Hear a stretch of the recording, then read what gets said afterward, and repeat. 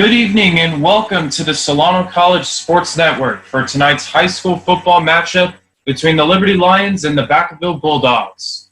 Thanks for tuning in to today's broadcast. I'm Zion Trammell, and joining me today is Trey Hunt, who actually played for Vacaville in this game. So Trey, tell us a little bit about what was going on in as far as the game plan and heading into tonight's game. Well, Zion, we were very excited to come into this matchup, senior year, just ready for all to reach all expectations, and we had a lot of high hopes for this season because we had star running back Devall Jackson, who is now committed to Air Force, and we didn't have a heavy pass game, but we knew we had a lot of confidence in our quarterback Cameron Mitchell, and we just wanted to rely heavily on our wing T offense and then play safe on defense with how we play our 4-4, however they call it. They call it a 5-2. There's just different ways we were able to play that defensive schematic, especially against the Liberty Lions, who are coming off the 4-6 season, but we knew that they had a lot of talent coming in with Jay Butterfield and just a whole bunch of other dudes that we knew we had to have high expectations for as well. Yeah, so that team did struggle in 2016, and tonight they're going to try to put that season behind them, and we'll see what they can do with Ryan Dutt and Zane Hinojosa, who should definitely make a big impact, and we'll see what happens. So we'll take a quick break, and when we return, we'll have the opening kickoff for you here on the Solano College Sports Network. Well, hi, everybody. I'm Greg Poff, director of the Solano College Sports Broadcasting Program, and we're here in the TV studio at Solano Community College, and I'd like to tell you about a great opportunity this summer. Now, typically with our summer class, we're covering sports because of the COVID-19 pandemic. We're opening up the class to all of you podcasters, YouTube influencers, to give you a chance to come in and create content that we can show on YouTube. You can have your own podcast. We can even put you on Channel 28 locally. Let's take a look at some of the equipment we have here in the studio. Come on. All right, we're here in the Solano College Sports Network studio control room to show you some of the equipment that you can use as a student here at Solano Community College. And the first thing I'd like to draw your attention to is the production unit system that we use. It's made by New Tech. It's the TriCaster system. This system is used by every major network. So you come to Solano Community College, you're going to learn video production on the TriCaster unit. So you'll be ready to go once you leave our program. You'll be trained on the same equipment that you would use in all of the major networks. You see the video production board here. We've got our speakers set up here. Here we've got our interface that you can use. So all kinds of equipment that you can use to be a professional in media production. Another great feature of our video production system, you'll be able to get training on the Allen and Heath audio board, where you will learn the trade secrets for both radio and TV production. Here in the video editing suite, you will have access to Adobe Premiere and the entire Creative Cloud. If you can imagine it, you can create it right here in the Solano Community College TV studio. We have merged with Fairfield Cable Access, and that gives you the opportunity to use the same TV equipment that they use to produce their shows on local TV here in Fairfield, and that gives you the chance to also show your work on local TV.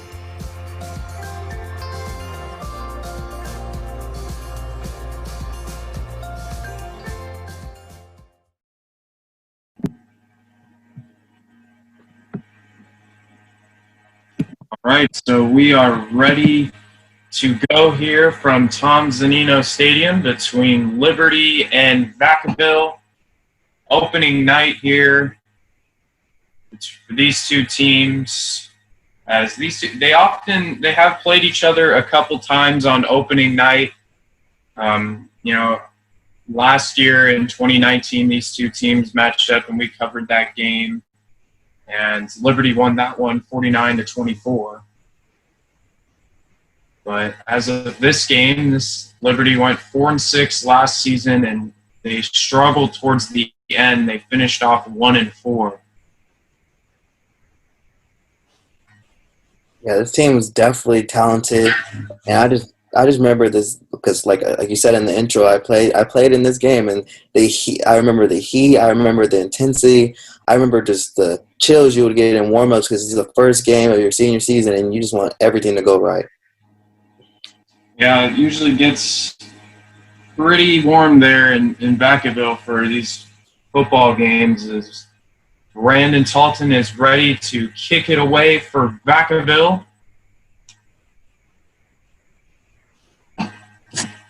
And John Fio back deep for Liberty to receive it. And we are underway here from Tom Zanino Stadium, and that ball will sail in the back of the end zone. So it'll be Ryan Dutt and the Liberty offense coming onto the field for the opening drive. Yeah, BT definitely improved from his junior year, from his sophomore year to his junior year because he was a sophomore on varsity. But for him to improve so much from the year to another year, it just helped us a lot this whole senior season.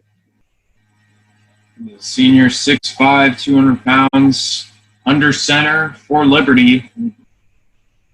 In motion there, and that'll be a handoff for little to no gain. That is number 15, John Fio. Yeah, we always knew that we could trust that the core of our defensive line because we're having Jacob Levingood and then our two juniors and Stefano and Jordan Santos. They just two strong dudes, not just on the field but in the weight room. It just helped stop the run. Got to look at you there on the field on defense there, and the look to throw here, and that'll be a reception for number 14, Zane Hinojosa.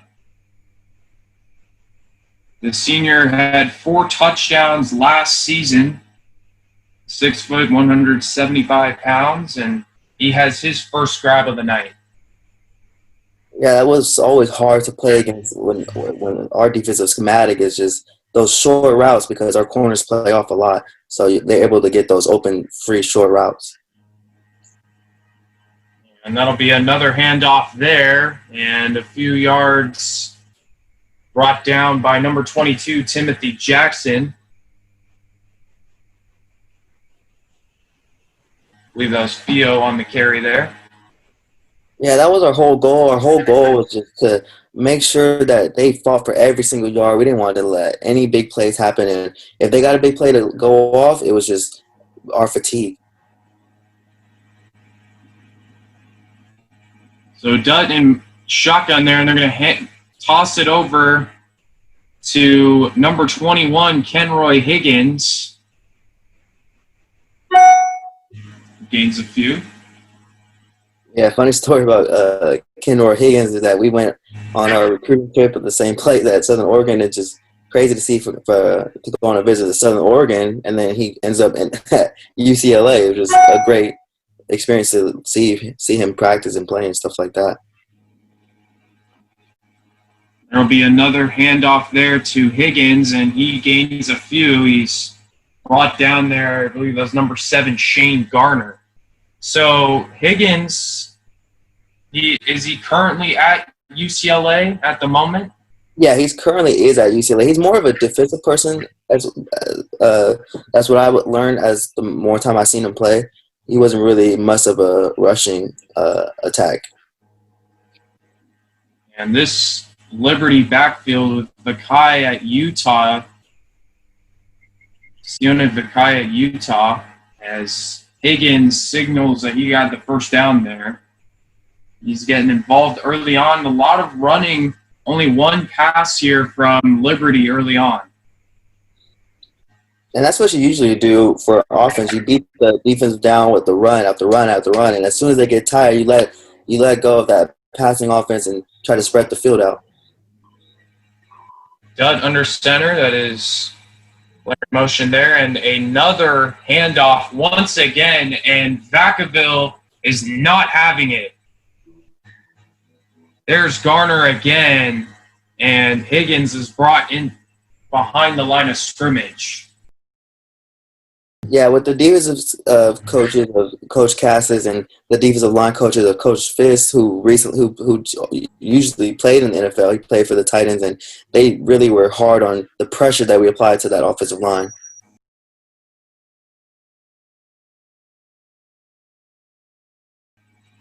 And this time will go play action, and he's going to go deep down the field. It is caught by Hinojosa, and he will run into the end zone for 6. Touchdown, Liberty. And that was just a great catch by Hinojosa. I remember just looking down the field and just seeing like, wow, he really caught that. And that was just a great pass by Dutch, just to land it right in the landing zone, to hit him right in stride. And that's exactly how Liberty wanted to get it started. So Liberty, they started off this game going run, run, run, and then they go play action, and they get the big play to Hinojosa for his first touchdown of the season. And Ryan Dutt, that's got to feel good for him. Yeah, most definitely, and that's a great way to punch Vacaville right in the mouth. Because I remember when that happened, Zion, we were just like, that's how we're going to get started. So as soon as that happened, we went to the sideline. We were like, this is what we have to do. We have to not let that happen anymore. And the extra point just sails in. And it is 7-0 Liberty with 8:13 to go in the first quarter as Croteau knocks it through. And now Vacaville has to respond here. Yeah, for Vacaville, they definitely put more emphasis on the rushing defense. So our passing defense was definitely something that teams would try to target at, because there's so many different ways to attack the zone that we played, and Liberty was just able to take advantage of it that time. So an electric start to this game. A big-time touchdown there for the Lions. Let's get a look there at the Vacaville fans who are now standing up for the kickoff. Yeah, standing up for the kickoff was something that my mom always told me she was always tired of doing over and over again. Yeah, it could, especially if there's a lot of a high-scoring game, you can imagine. So Croteau will kick it away for Liberty. You have a little bit of a delay here. Yeah, just like everybody else get their jitters out, the referees, first game of the season, trying to figure out the flow. And they probably have never worked together. There's probably just people just meeting up and just trying to get the best game that they can under their belt. And Trey, there you are. You're back deep to receive it for Vacaville.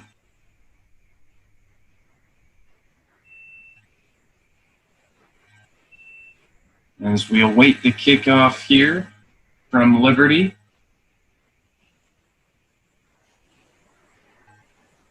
Seems like everything's going in slow motion. Yeah. And that ball will bounce. Hunt picks it up at the 15-yard line, and he's turning on the Jets. Trey Hunt in the clear. A nice stiff arm at the 40. Trey Hunt is tripped and falls down at the 15-yard line. But what a boost there, Trey, that you provided for the Vacaville Bulldogs.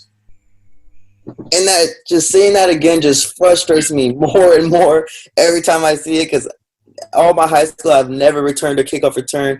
And then you just see in this replay, he barely got me in my ankle, and then I was just so frustrated. But I did whatever I had to do to bounce our team back after giving away that touchdown. Yeah, it definitely looked like you had it. You were going to score that touchdown. I'm so surprised. It's like a shoestring tackle there. And nonetheless, Vacaville taking over at the 15-yard line. They're running out on the field here. Cameron Mitchell under center.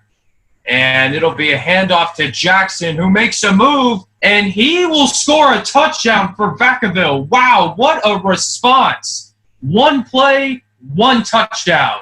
7-6 for Vacaville. And that's exactly how we want to respond. We knew that as soon as they punched us in the mouth with that deep pass, that we had to come right back and just punch them right back in the mouth. So that kick return was able to juice us and put us in position to score, and then just to score right back away, which is to get Liberty back on their feet, was exactly what we needed to do. Yeah, that was definitely just a quick response and a weird formation here. I'm gonna have to ask after this play, what was the design and all that, as this is obviously not an extra point here, and it'll be an option play, and Jackson will rumble in for 2 points, and Vacaville takes the lead 8-7. Yeah, Zion. So right there is the formation that we called water pick, and water pick is just a 2-point formation. You see it in college sometime when they run it just to get just to catch the defense off guard. And right there, we practice that in practice every single day. Just in the beginning of practice too. Just right as we're done stretching, we get into our special teams for workouts, and then we practice that. And then Coach Santa Padre would just get us to the side, and we just practice that over and over again. And right there, it helped us give us the 1-point lead. So how often did you guys was this just kind of a rare situation where you guys used this play, or did you use it quite often during the season? It was always on Coach Pop and how aggressive he wanted to be. If Coach Pop felt like that we needed to make a statement, and especially here in this first game against a good Liberty team, that we wanted to get the lead. We didn't want them to have anything over us. And so even if that's 1 point or if that's a yard, either way, we wanted to have that extra say over them. And that 1 point that we have over them right now is good enough for this first quarter. Yeah, so it honestly Liberty just looked a little confused on that formation, and all it took was Jackson just to rumble in for the 2 points. So within the first 4 minutes, we have 2 touchdowns from Timothy Jackson and Zane Hinojosa. And now Talton will kick it away, and he boots that ball again. And Liberty will take over for their second possession of this game. And people don't realize how much that helps the defense. I mean, and it just sets, and it gives Liberty it doesn't give Liberty the opportunity to run it back, and it sets them at a position where they have to start at. So you have to realize that those touchbacks help a lot because it saves energy and it prevents any type of special teams scores. So the sophomore Jay Butterfield on the field now for Liberty. They're utilizing both of their quarterbacks, and they're both very tall, as we get a false start there. Butterfield standing at 6'6", Dutt at 6'5". Interesting, to see Liberty on the second possession of the game come in with their sophomore quarterback, Jay Butterfield. Yeah, it was really surprising to see, Tom, because as we just saw in the previous drive, Dutt just threw a dot touchdown to Hinojosa, and then to see another quarterback come back, we were kind of confused. Was this something you guys were expecting at all, or was it just completely caught you off guard? Well, we knew they had a great quarterback in the sophomore level, as I tried to break up that pass right there, Trey, as you knocked the ball free from Sione Vakai. Wow, what a play. It looked like he had that catch there, and you just knocked it out.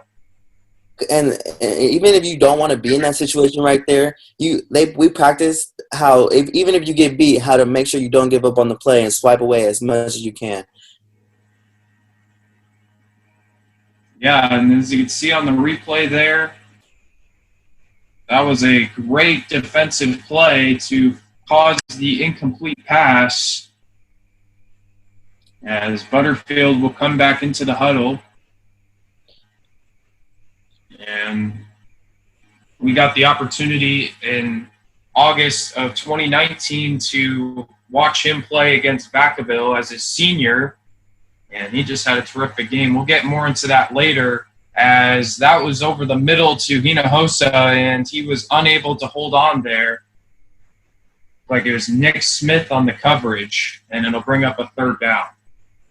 Yeah, I definitely remember that game that we broadcasted, watching him play. I remember that was the first game that I kept stats, and it was just hard to keep stats on him because he's just driving down the field, and pass right here, and he's just a very talented player. Just it makes sense why he's at Oregon right now. Yeah, he's on his way to Oregon.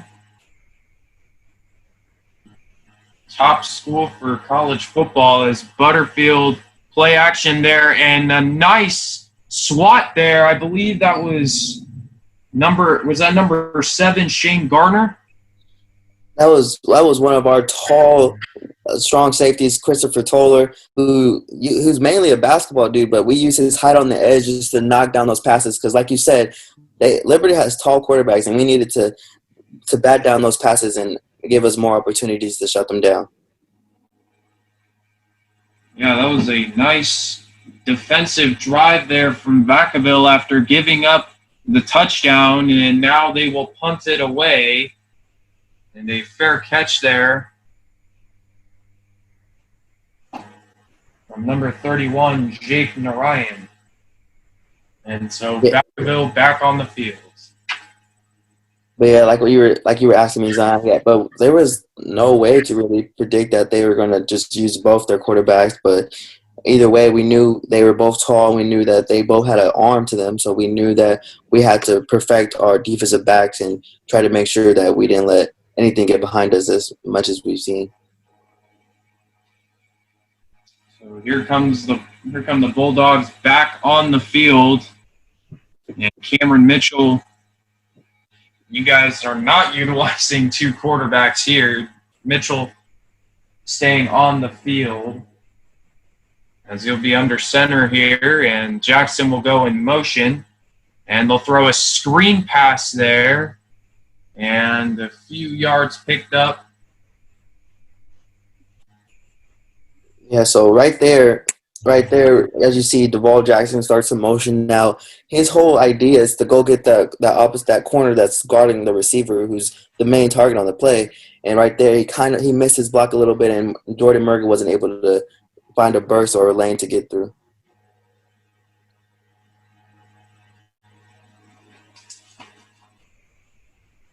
So it'll be a second down there. It's Jordan Merga on the reception.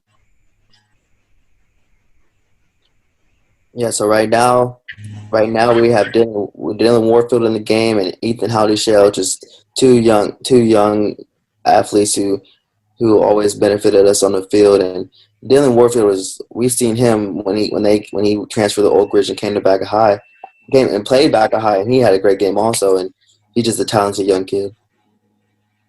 So another handoff there to Devall Jackson. Now, was Devall his nickname, or because on Max Preps it says it's Timothy Jackson? But so how it goes is Timothy Devall Jackson. So Devall's his middle name, but he doesn't really like to be called Timothy because like the name, but like Devall is what we all call him. Okay. And a nice fake there. It faked me out a little bit, and that is number 30, Ethan Howdy-Shell, and it looked like it was going to go to Devall Jackson, but Howdy-Shell picks up a nice gain there. And that's exactly what happens with the wing T offense. Is all this mixed direction. You don't know if the fullback's getting it, if the halfback's getting it, if we're going to roll out for a pass. And to be able to get the edge right there is exactly how we wanted to perfect that offensive play. So hurries to the line, and Jackson gets the handoff there. He's been heavily involved here for Yeah, as you can see, that tempo is what we really practice a lot. We try to get the play off fast. We try to get to the line as quick as possible to try to catch the defense slipping, and we weren't able to do that right there. Another handoff there from Mitchell, and a hole there for Howdy-Shell. Or, excuse me. Yeah. Yeah, Dylan Warfield was able to just break free right there and just he's a lot quicker than people think. He doesn't look fast, but he's moving a lot faster than people really think. We always try to get out of my practice like, are you running? Are you even trying? And he really is trying. He just doesn't look like it on the field. Yeah, I was a little confused. On who carried that ball there, but that was Warfield. They're going to hand it off to Jackson again, and he'll get down to about the 1 yard line. And Vacaville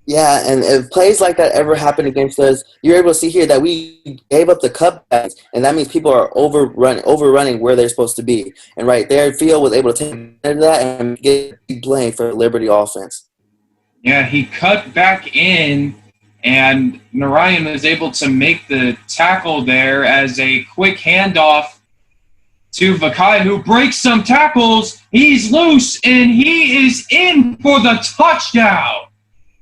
Wow, what a run there by Sione Vakai. There is a flag on the play. We'll get the call here shortly, but nonetheless, it was a terrific run. Yeah, that was a great run by him. And for him to be so strong and so versatile, and with the spin and then another spin and to stiff arm the cornerback and Nick Smith, who just wasn't ready to get down low. It was just a great one by Sione Vakai, and it was another statement that their rushing offense is just as strong as their passing offense. So it looked like, it looks like it's definitely a penalty on Vacaville. And the Lions respond again, and these two teams are going back and forth. Yeah, on that play, you were able to see a little bit on the replay that Nick Smith just grabbed his face mask a little bit, and that was what that they called the flag on, because as you see, he put his shoulder into him, and all you have to do is try to get him down as hard as you could. But Sione Vakai is very strong, and he was able to take advantage of that time. And that kick is good there from Croteau. And hold on a minute. See what the... Do you happen to remember what the refs, or what was the situation here? I don't remember exactly what they were talking about. I believe somebody on the offensive side of Liberty moved, so they would have to kick it again.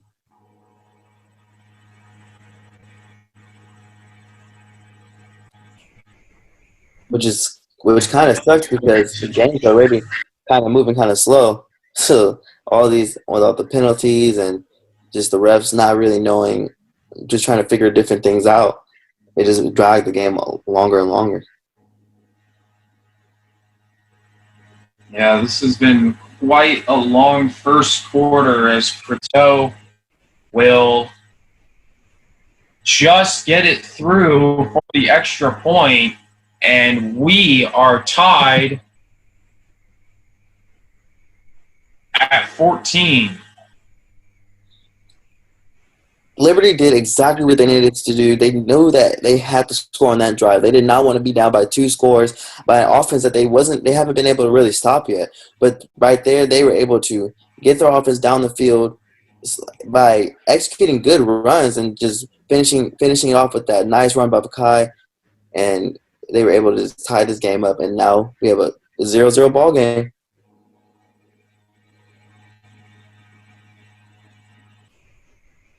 .326 to go in this eventful first quarter. It started off with a touchdown pass from Ryan Dutt to Zane Hinojosa. And then, Trey, you had the big kickoff return to set up Duval Jackson for the touchdown. And then Vacaville forcing the 3-and-out. Yeah, now we have Nick Smith and Dylan Warford back there because I felt like I needed a breather from playing offense and defense and kick return. So now we see if they're able to take advantage of this kickoff. As Croteau is ready to kick it away, and here we go. And they'll receive it in the back of the end zone, and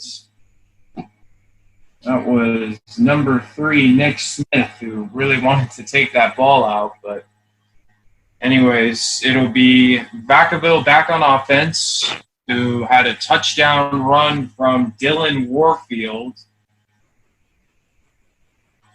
Yeah, that was, I think, as a returner, that's the most frustrating thing is that when you're able to catch the ball, but you realize you're in the end zone, there's nothing you can do about it. I never really liked that rule. I mean, if you catch it, you should be able to return it, but for health reasons, they just don't want you to run in that far.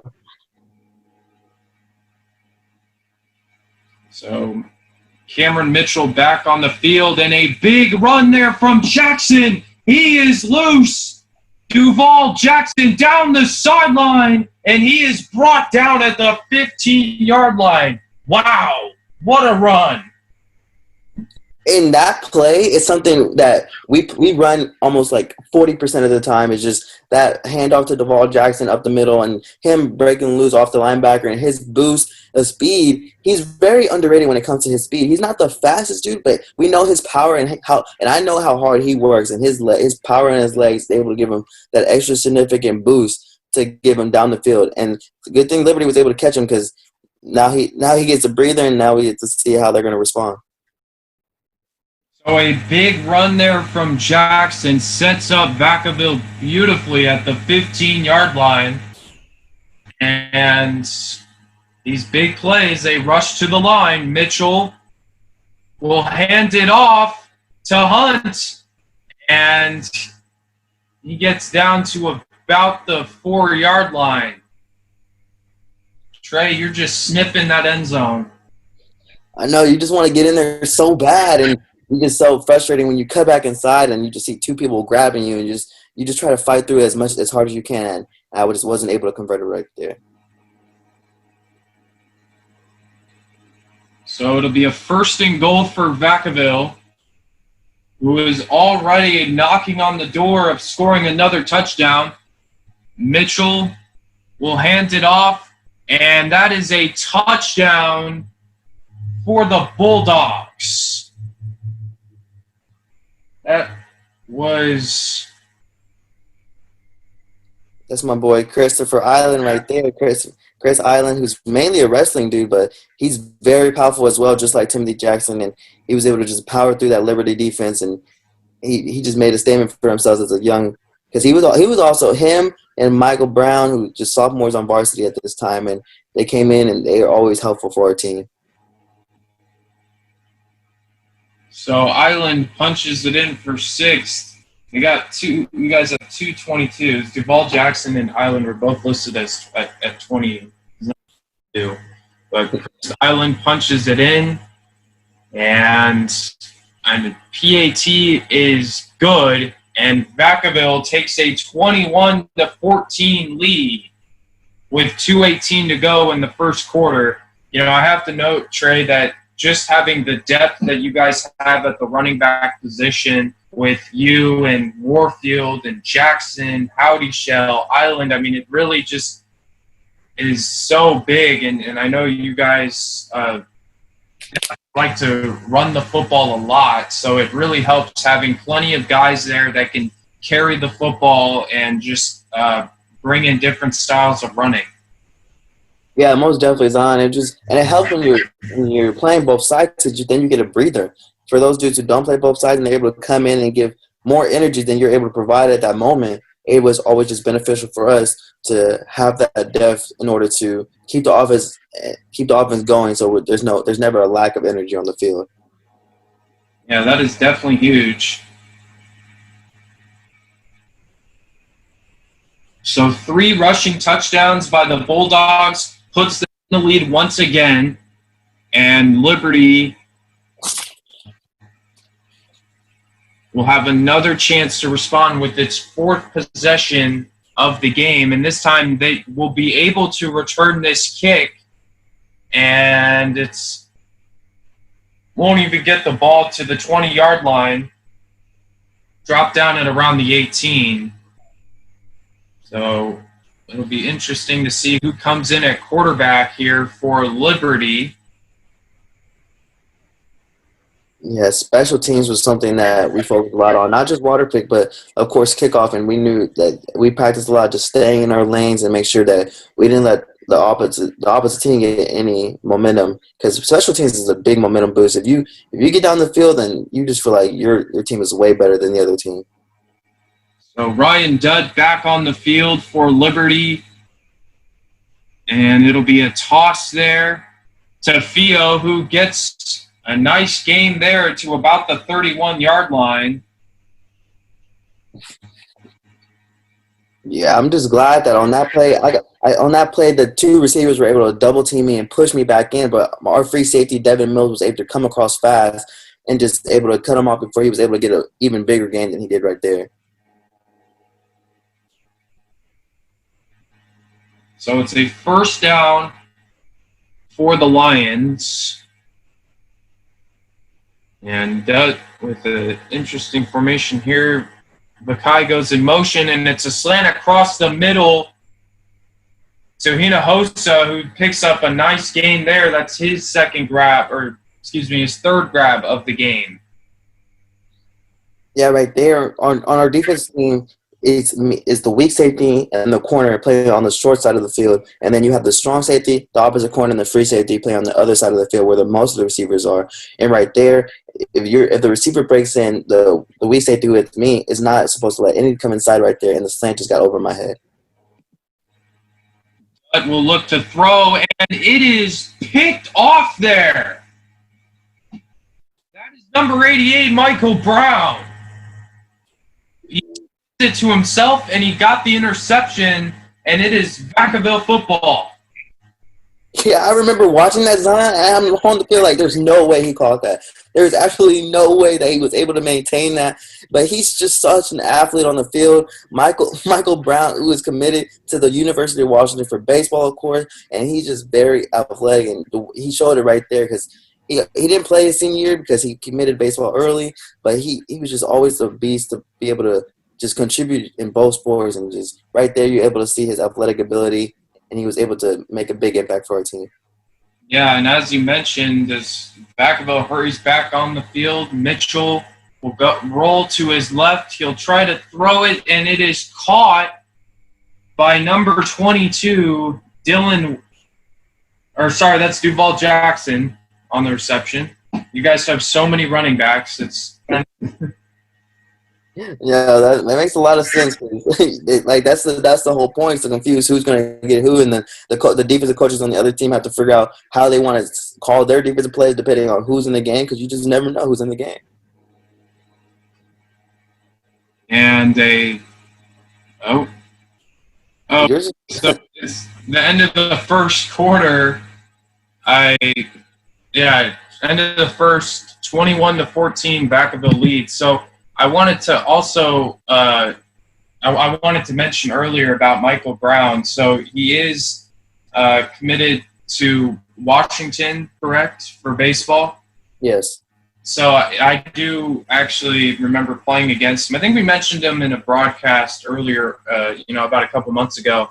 But yeah, he was just he's a very talented baseball player. As Mitchell throws, it is caught there by number 7, Shane Garner, and they pick up a few yards. But Brown is definitely talented with baseball. He's got a very strong bat. He can hit the ball really far. I mean, he's hit some tanks whenever we played against him. I went to Benicia High School, so very talented athlete, that's for sure.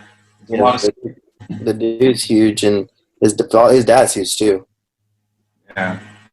And a whistle there.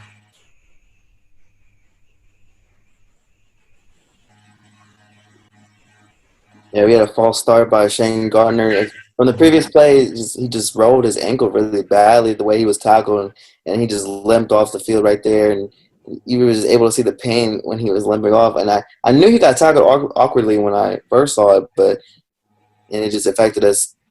It just affected us right there. It took us out of field goal range because it was 4th down right there. We are going to go for it, but now we're just end up kicking the field goal. So Talton will come on for the field goal attempt to try and make it a 2-score game for Vacaville. The kick is up, and it is good. And the Bulldogs take a 24-14 lead to Liberty, as we are still very early in this second quarter. And it's always good to have a kicker like that, because if it's 4th down and long, but you're able to knock down that field goal to give yourself even more points, because everybody wants points, of course. But it's just compared to that to a pooch punt to put him down deep. So instead of giving them bad field position, we were able to get points out of it, and it helped us. Yeah, Talton has definitely been money for Vacaville as far as his kickoffs, extra points, field goals. He's been pretty important so far for Vacaville.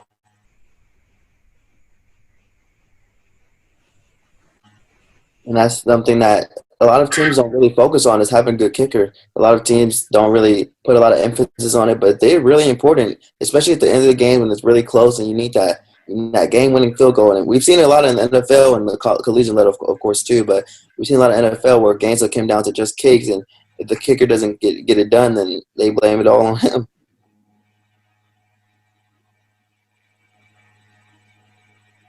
So Liberty will be back deep to receive it. Talton will kick it away, and he receives it at about the 3-yard line. He's going to try and make a move, and he will be pushed out of bounds in a violent shove out of bounds there from number 34, Mason Price, and that is a penalty all day. Yeah, and we hated penalties. Every time we saw a penalty on the field, the coaches would lose their minds. And right there, it was just one of those penalties that was avoidable. Like, you just have to be smarter than the team and not cause those penalties that you know will affect your team tremendously. So they just gave them 3 yards there for Liberty and advanced the ball 15 yards. And, yeah, that was just a costly penalty there from Mason Price that definitely, like you said, Trey, could have been avoided. And now Liberty will have the ball here. And Jay Butterfield is back on the field for his second drive on the game for Liberty. And he will look to throw, and it is incomplete. Intended for Zane Hinojosa. And it'll be second down. For Butterfield, he had a pretty decent sophomore year, threw for 15 touchdowns, 4 interceptions, but it was that junior year where he started to get a lot of attention. He threw for 43 touchdowns and 11 INTs. That was just a remarkable season for Jay Butterfield, and still very solid in his senior year.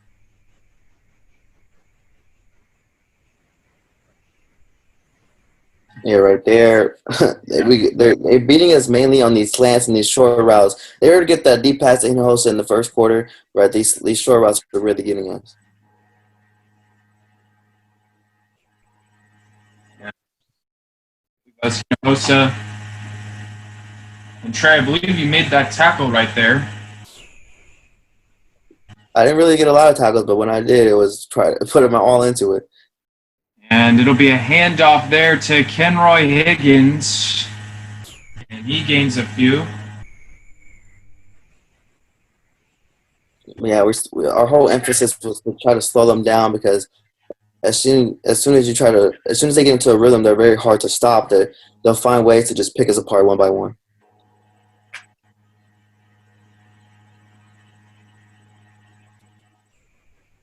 It's hard for the Liberty offense to stay in rhythm, though, when you keep switching the quarterbacks. They can't really get a flow going, and I think that's what really slows their offense down.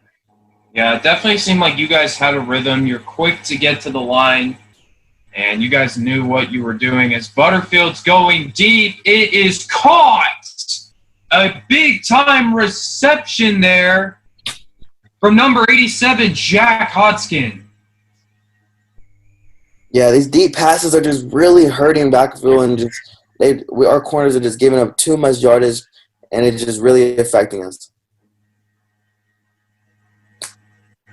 As we get a look there at the replay, he was able to beat number 31, Jake Narayan, and Liberty is inside of the red zone as Butterfield under center.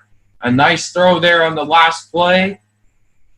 It'll be a toss there to Fio, and he gains a few. Yeah, it was just by, I think that was Levingood. Yeah, I was just about, like that was a great execution by Levingston to push him in. 'Cause you don't want to give out that outside leverage. You give out that outside leverage, and Liberty will take advantage of it. They're pretty quick on the outside, and their receivers are underrated blockers, and they've created lanes for their running backs. They just have to get out to the outside to be able to break free. Get a look there at that Vacaville defensive line.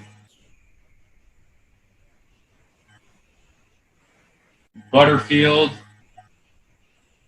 with Vakai to his right, and it'll be stuffed there by number 40, Tovin Steele. Vacaville read that all the way, and a loss of yards there for Liberty. Yes, Tovin Steele was always key for our defense. He was always the Mike linebacker who knew all the calls from our defensive coordinator, Michael Cassis, and he was able to get in that gap on that blitz and just slow it down. And let's see if Liberty knows how to respond.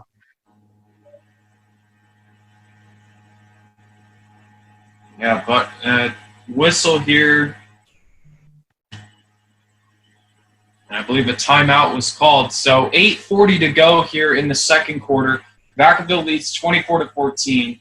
Zion Trammell, Trey Hunt, we have the call for you here of this rebroadcast here of this game from 2017. Our own Brian Nelson had the call for this game in live action, who is now running the show for us for all our broadcasts when we were still doing live broadcasts. He's an excellent at what he does, putting together our broadcasts and producing them. And Yeah, that's a crazy thing because in this game, I had no idea that this broadcast existed. Like I didn't know that they actually did this for our game. So after finding these games and just looking forward to them after every home game, it just was able to help me just see a better view of play, and it just very appreciative of this Solano College Sports Network. yeah, so you actually didn't know that they were filming this game at the time, or did you know? No, I didn't know that they were even there. Like I never knew because like I didn't play my junior year. Like I was like a bench player, and then coming into senior year and know that they actually filmed the games, it just helped. It just helped a lot.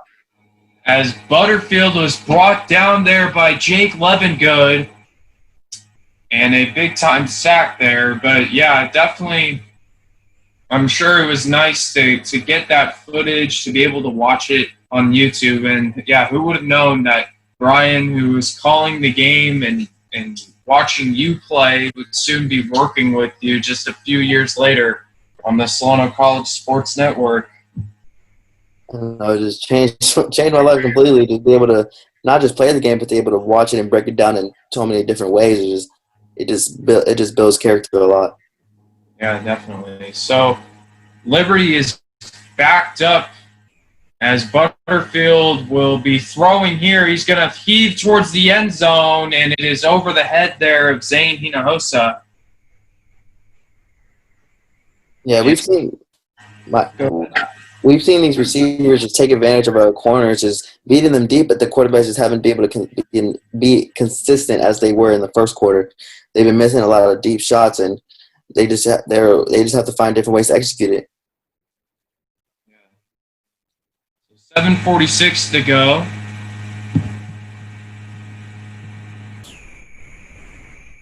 Yeah, right now we're coming out. We just have to score again because Liberty has an explosive offense. They can come back at any time and just make a point. So we know we have to score again. And a handoff there to number 20, Dylan Warfield.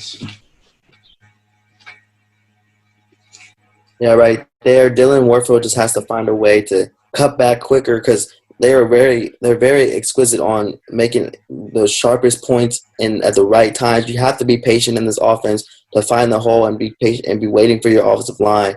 And right there, the defense was just able to take advantage of that. And a jet sweep there from Mitchell to trying to catch who that is that received the handoff.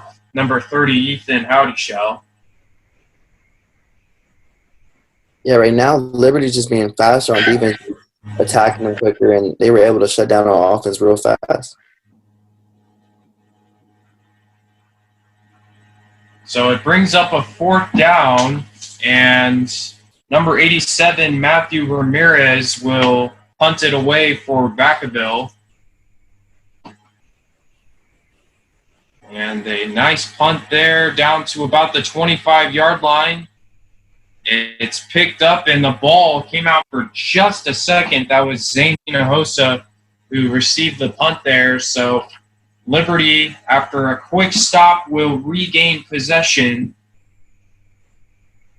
Yeah, that was a great return by Hinojosa because on punt return is one of the hardest special teams that you could play. And being a punt returner, you get even like 5 to 10 yards, that's good for your team. Yeah, I can imagine it's pretty difficult to receive a punt, especially when you have players that are sprinting down the field to take you out. As a nice run here from number 22, Siona Bakai, and he is in the clear. Hunt trying to chase him down, and you are able to push him out of bounds. Yeah, I just got so you think that they're going to be able to catch him on that sideline, and after you see that he's actually going, you have to like hit the boost and try to do your best to push him out of bounds. And I tried my best right there, and he was able to just beat us on such a large gain. He's just so powerful as a running back, and you see why you see the explosiveness, and you see what Utah's seen when they asked him to commit. Yeah, big play there from Siona Bakai. Trey able to push him out of bounds, preventing a touchdown there. And it looks like they're at the 11-yard line.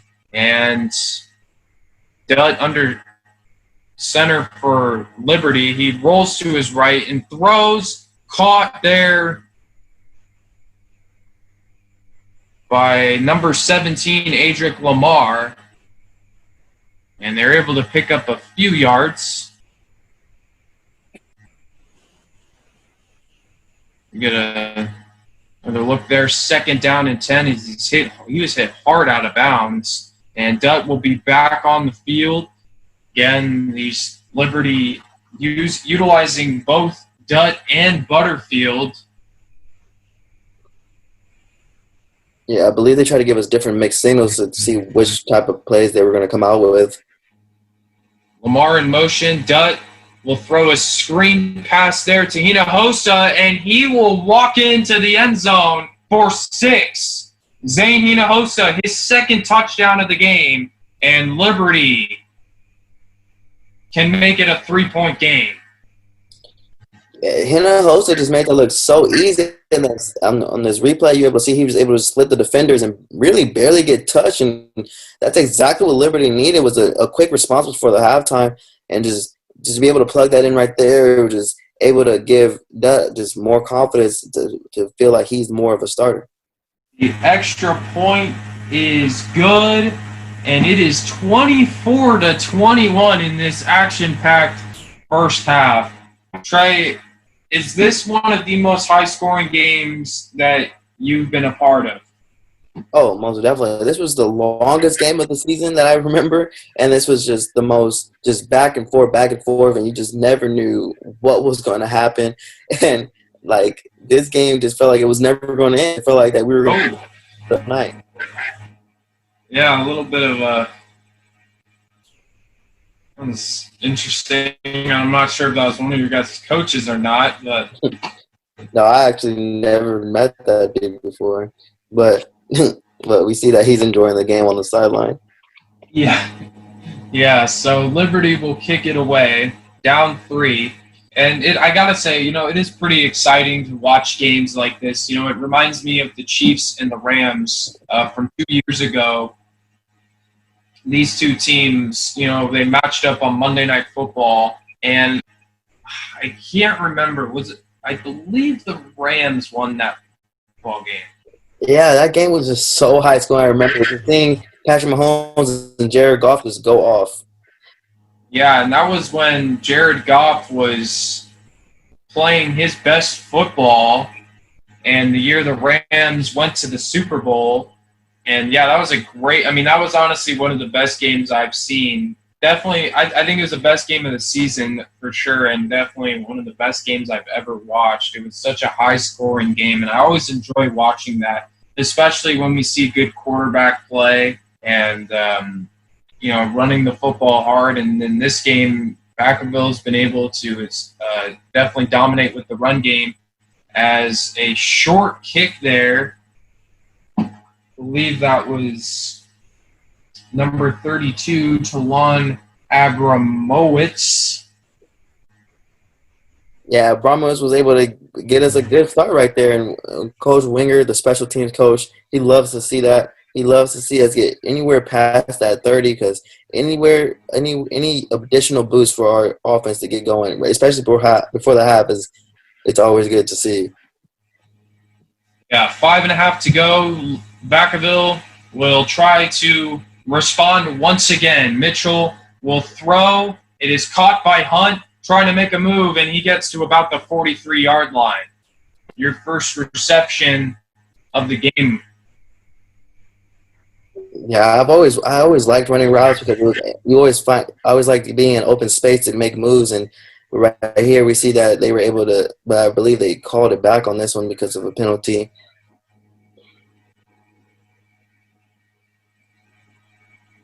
That's got to be pretty annoying when you get, even if it's like a catch for a few yards, just seeing it get called back. I think the penalty was on Liberty. Yeah, it looked like it was just they're moving the ball forward. But even when that happens, the stats doesn't go towards you. It's like the play cancels out, and you just get it doesn't even give your stats doesn't even get boosted anymore. Good for the team, but not good for your stats. Yeah. So the ball advanced and the whistle, and there we go. We're ready to play. Mitchell under center. Player in motion there. He'll look to throw. He's got a man wide open. It's caught.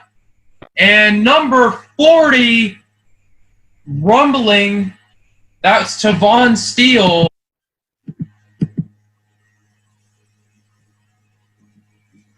Yeah, Tovin Steele he doesn't play a lot of offense. He's mainly a defensive player, but him coming in on offense to catch that ball, and I remember how excited he always was to just go on a route because he never runs routes. For him to come in and get that ball and break tackles left and right, it just shows how strong he is and why he plays Mike linebacker. Yeah, big time play there from Tovin Steele. He was wide open. A handoff there, a few yards picked up.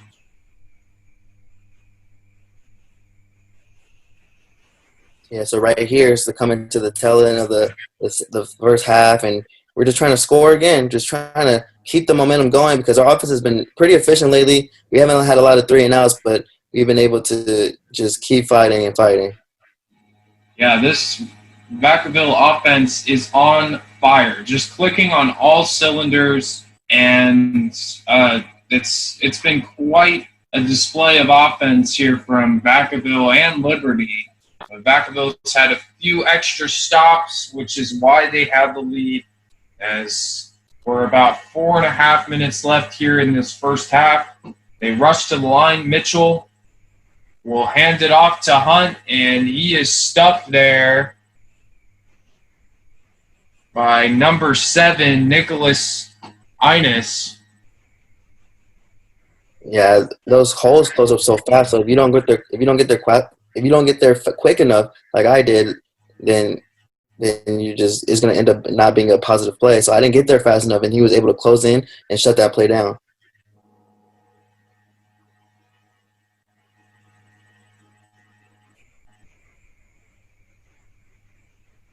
Seems like the fans are too close to the end zone. The refs are telling them to back up. They're into this game under 4 to go. That's the thing I miss about high school football. It's just all the fans just right there so into it, and they just love watching us play. And Mitchell will throw. Caught by Hunt, and he is in for the touchdown. Trey Hunt puts up 6 for the Bulldogs, and you get into the end zone. You have to find ways to get in the end zone any way you can. I reached that ball over at the last second, and as soon as it passed that goal post, as soon as it passed the goal line, and I was able to convert for points for our team. And it just felt good to finally get on the board for my first touchdown, especially after choking that kickoff return and not to get it all the way there, but to get points right there just felt good to get it in. Yeah, I'm sure that had to have felt good because, yeah, you were so close on that kick return and you had a handoff inside the red zone.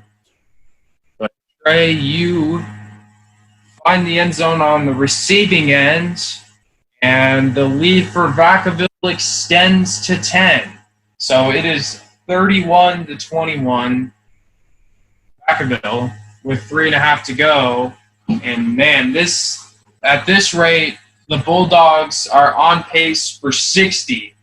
Obviously, I'm interested to see if they can pull that off. But yeah, you really don't see a high-scoring half like this in a football game, but you see that, and especially in the first game of the season, you get a lot of those jitters out, and you see a lot of mistakes. But you really haven't seen a whole lot of mistakes on the offensive and the defensive side, really, of like penalty wise. Like you've seen a few turnovers, you've seen deep passes converted, but like usually with jitters, you see a lot of people jumping off sides, and you see a lot of people holding, but that hasn't really happened a lot, really.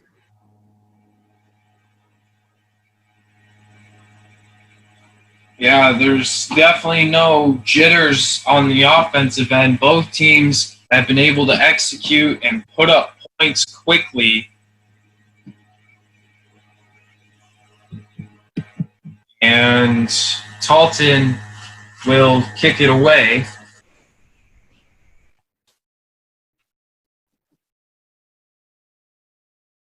That ball will sail in the back of the end zone. So Liberty once again coming back on offense,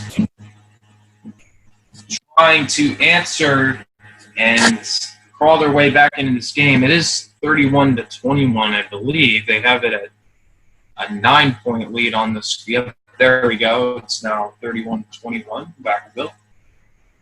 Yeah, I'm pretty sure both kickers are going to have to ice after this game, after kicking so many extra points and so many kickoffs, and they're just going to use a lot more than they're used to. So Dutt back on the field for Liberty. And a handoff there, and a nice gain, and a big hole there for Vakai. And Sione Vakai down the sidelines, and he will score the touchdown for Liberty. Unreal. That is so unreal, Zion, to see him on the very first play, just running and just going so strong and breaking those last tackles just like they're nothing. Just be able to split the defense and then just beat out Nick Smith and then out muscle him at the end and just be able to convert right away is exactly what they needed. Because it's like you get the ball back to Vacaville, then you can stop them. You can get the ball again and take the lead before the end of the half, and that's exactly what they were planning to do. Liberty responds in a big way, and now we could be back down to a 3-point game. The kick is up. The kick is good, and it is 31-28 Vacaville. I can't believe this, Trey. I mean, this is just unreal offensive displays here, especially in the running game. Yeah, I used to hate to see you run on the opposite side of me, and then they're just gone, and then there's something you can't do because they're all the way already up on the sideline, and the Liberty Lions were just able to take advantage of it that time and just be able to beat out our defense, and they just caught us off guard right there.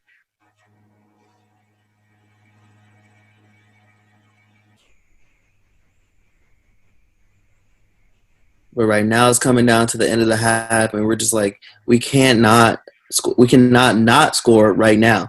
This is a perfect time to score and then come out in the second half and just score again and just make sure that we make the adjustments to make sure that it's not another high scoring second half for Liberty. Yeah, definitely, as Liberty will kick it away, and another whistle.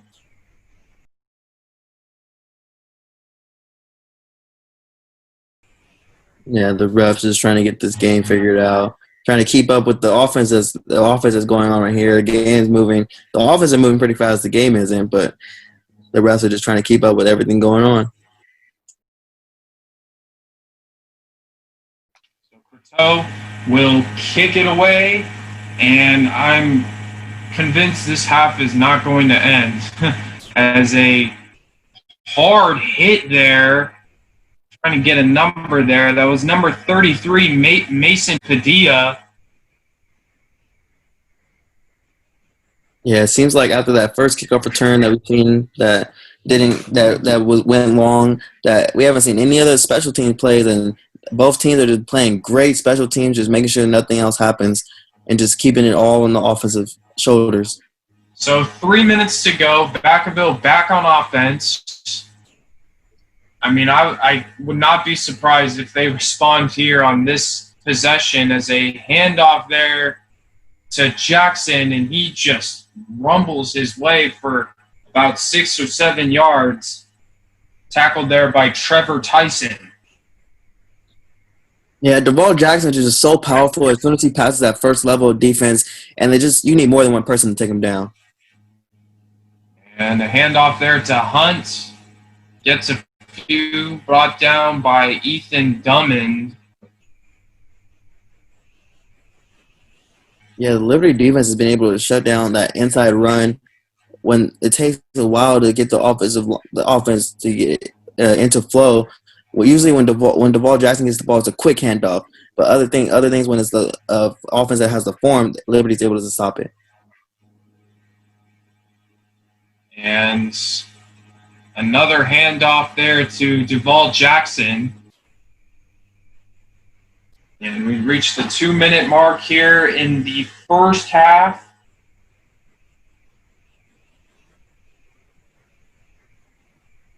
Right now we're in the huddle and we're talking about, okay, what can we do now to make a point? Fake handoff there to Hunt. And Mitchell will take off. And he picks up a nice gain there. That's Nicholas Inez on the tackle. Yeah, Cameron Mitchell wasn't the most athletic quarterback, but for him to be able to roll out and find a small little gap to get through there and pick up a first down was huge for us. A minute and a half to go. Mitchell rolling, throws. It is caught there by Michael Brown. And a big play there for Vacaville, who has another chance to add on some points. Yeah, we've seen Michael Brown make plays on the defensive end, and then now we're seeing him making plays at the tight end position. You see they were able to just stretch that field out and get a momentum going. Standing at 6'4", 220, he's a pretty big tight end. As a handoff there to Hunt, and he loses the football. It is picked up by Nicholas Inez, and a costly turnover there, Trey. Yeah, that's kind of awkward. But the most thing about it is that we're rushing. We're trying to. My mind is going like, okay, we have to score right now. We're going to right now. And when you have that mentality, you get careless about the football, and you're trying to just make as many plays as you can. And he was able to take advantage of me that time and catch me slipping and just get the ball out. And now they have the momentum going into the second half. Yeah, it's unfortunate turnover there, Trey. Now, did you hear what was the coach's reaction? Do you remember what your coach's reaction was after the fumble? Well, let's just say that I didn't go in for the rest of the first half. As they throw there to number 87, Jack Hodgson. And, hey, it happens to the best. Yeah, the main thing about it was just my mind is everywhere, and then that's what happens when you think about so many things. You're not thinking about the most important thing, which is the football. And the football was able to fall out of my hands, and after that, I was not letting the ball come out of my hands ever again.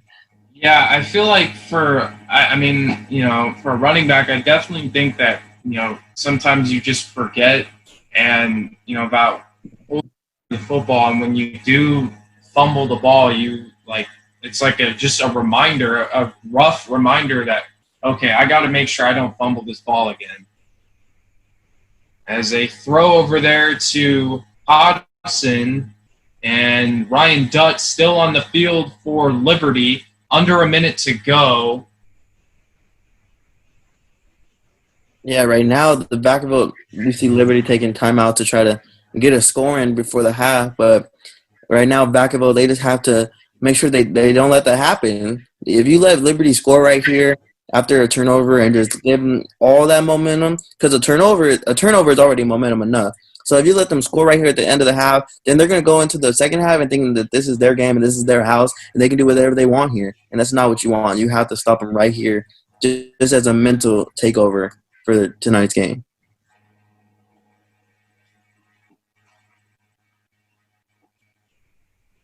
.42 seconds to go, and the first half.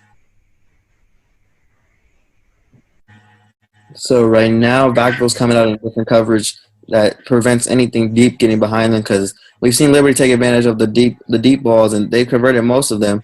And so right now they're playing a more of a preventing defense in order to make sure that doesn't happen. To give up all the short things and make sure nothing else compromises that.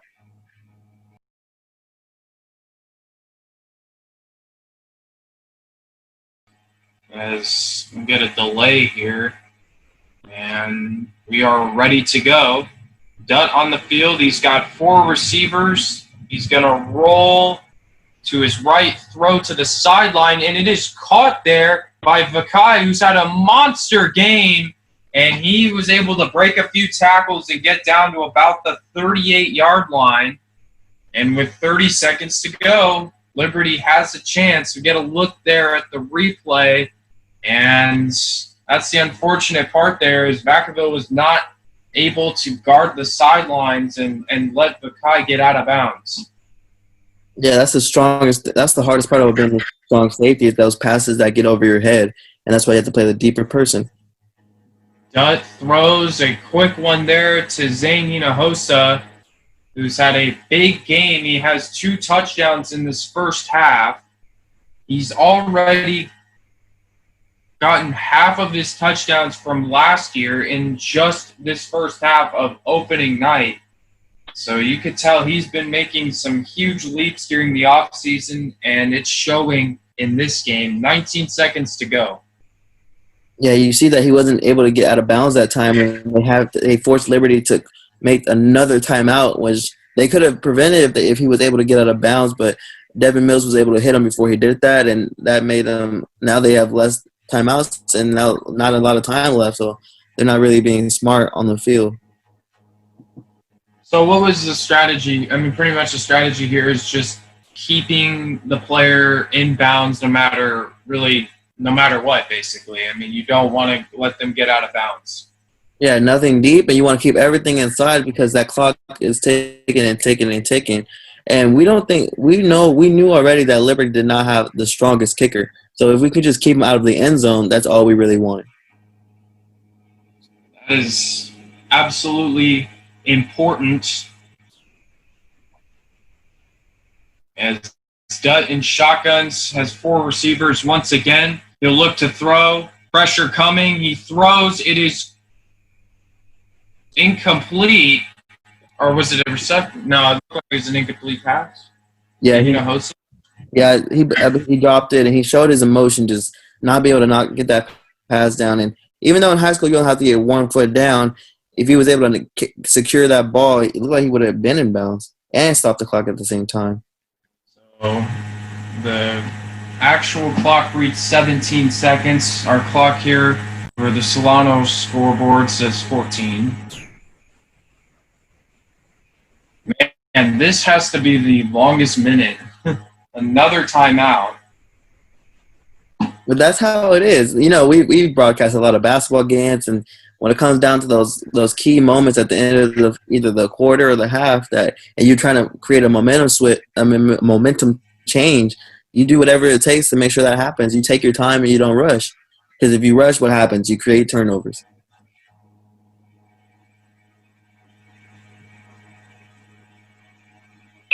the high-scoring game. We'll see what happens here in the second half.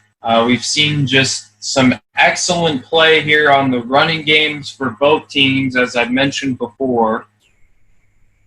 And Dutt talking to his coach, trying to figure out what's the best possible solution or what's the best possible play here in this kind of situation. Well, if you're Liberty, you know you've been beating them deep, but you know that they're doing their best to prevent that from happening. So right now, you should just drive down the field slowly and do quick passes to the outside the best way possible in order to drive, and get as close as you can.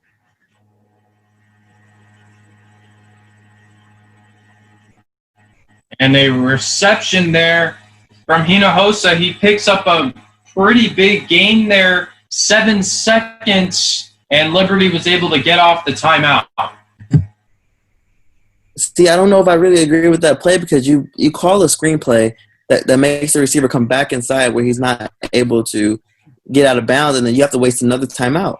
So then now you're just like, why would you do that if you're going to make the time continue to tick? Because that's what Vacaville wants. They want you to go inside. And Hinojosa wasn't able to run back to the out-of-bounds line, so forced Liberty to use another timeout, and now they only have 7 seconds left. So we've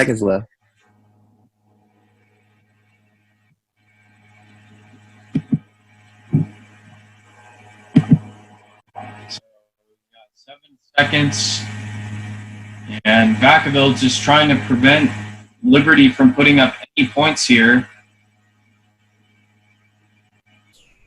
In what has got to be one of the more action-packed first halves that I've seen, that's for sure. As we get Dutt here in shotgun, a move. He'll look to throw. He's going to heave it for the end zone. He's got a man open, but it is intercepted, and that is number 31, Jake Narayan, who that will do it for the first. Yeah, Zion, that was just a great way to just cap off that first half by Jake Narayan to not let them – he basically punted the ball, really, is what it really looked like. He was able to get that interception, and even though he had a wide open man, he wasn't able to hit him right in the bear basket, is what I'm trying to say, and Jake Narayan was able to take advantage of that. Yeah, and so one play left, and that he did have a man open, but they weren't able to hit him. Mitchell takes a knee, and we will head to the half. Vacaville leads 31-28 over Liberty in this high-action first half. When we return, we will have the second half for you here on the Solano College Sports Network.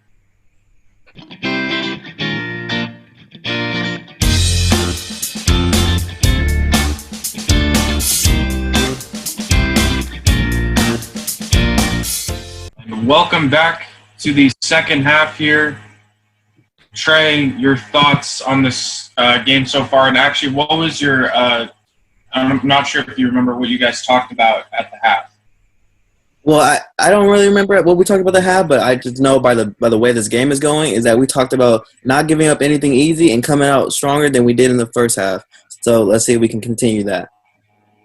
Yeah, this has definitely been an action-packed first half here, as a big kickoff return there, Trey, as you get it down to about the 50-yard line, and a big start for Vacaville in this second half.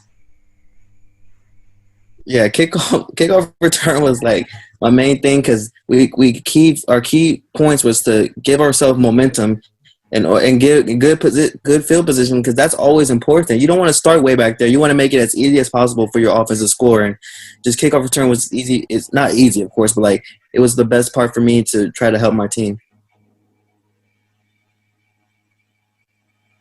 So a big return there from Trey and a loss of yards there as Mitchell fell to the ground.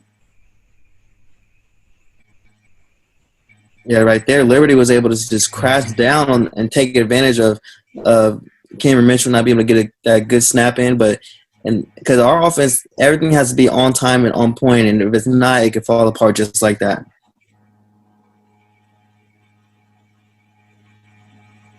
So he's second down here as Mitchell will hurry to the line.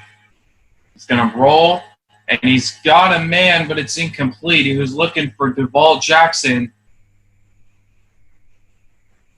And that's tough to see because if Cameron Mitchell was able to convert that pass to Duval, there's not one person who can just tackle the ball on his own. You need a group of people to bring him down, and there wasn't a lot of people in his area. So an incomplete pass sets up a third down now for Vacaville.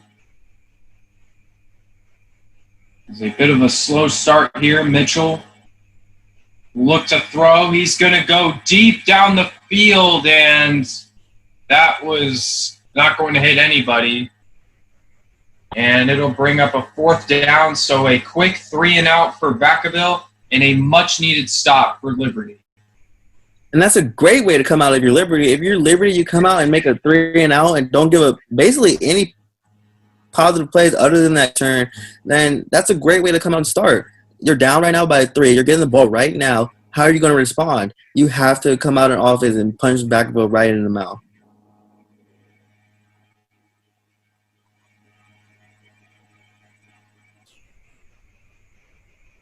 So Vacaville will punt it away, but first a flag.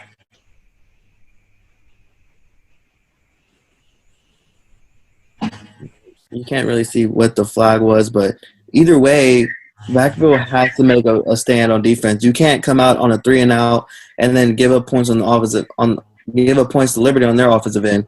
You have to create a turnover. You have to make a point to just build a gap in these points. The game is way too close right now. So, as a punt here from Vacaville, this time they get it off. And I'm not really sure what's happening here. But, Trey, I just wanted to ask you real quick, about this season. What were some of your favorite memories, or what did you like the most about this team?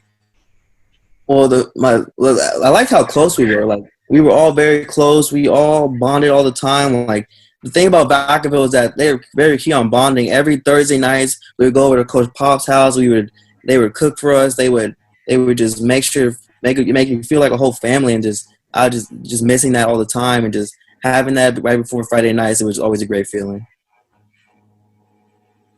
So Jay Butterfield is out on the field for Liberty to start the second half.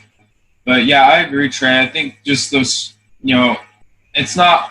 I think what people don't realize about a sports team, it's not all everything about what happens on the field. I think the memories you make off the field are just as important and just as memorable, because those are your chances to really bond with your team and get to know everyone and come together as a team, because the more you can do that, the better you can play, and the chemistry can be there.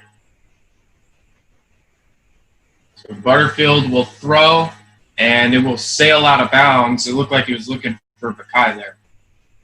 Yeah, like you were saying, chemistry is everything. Either that's with friends, with relationships, with sports teams. It's like the more you get along, or you and me, how we've been broadcasting games over and over again, and just getting used to our time references and when to say stuff, and just everything just on point. It just makes things easier as you go on with that same team or that person, and the flow just gets more and more smoother. Yeah, I definitely agree. So who on this team would you consider? I mean, who were you closest with on this team?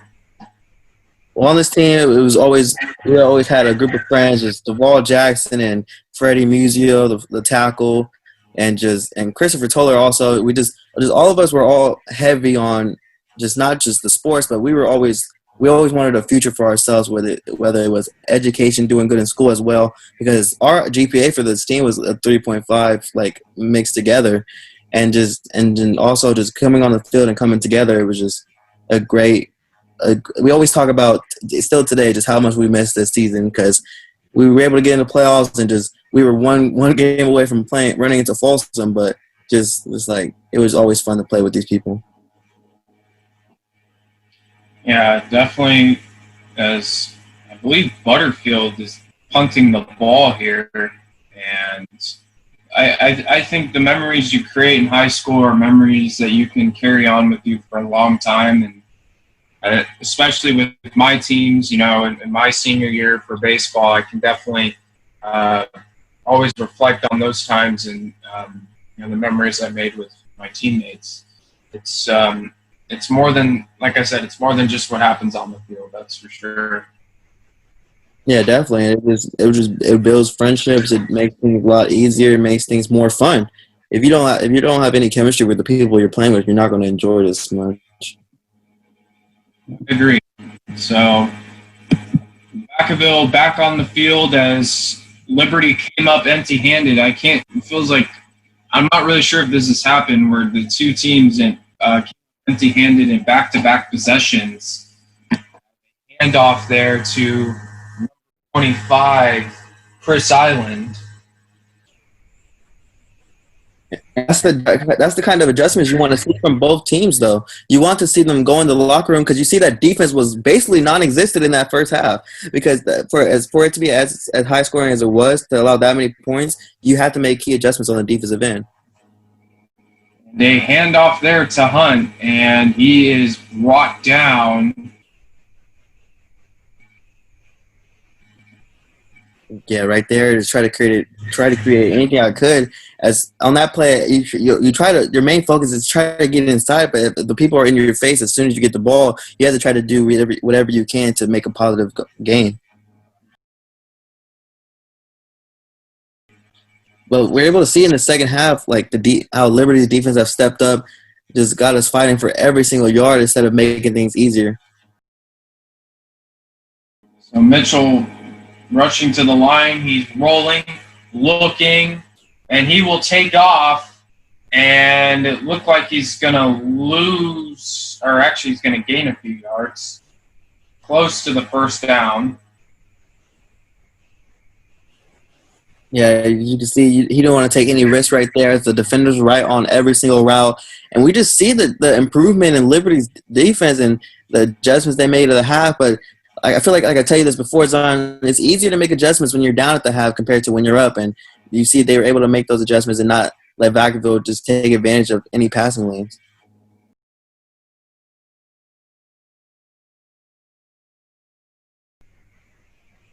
So that's another 3 and out by Vacaville, and then just let's see if Liberty is just able to respond on their offensive end, since there has been single to none offense coming in to this second half.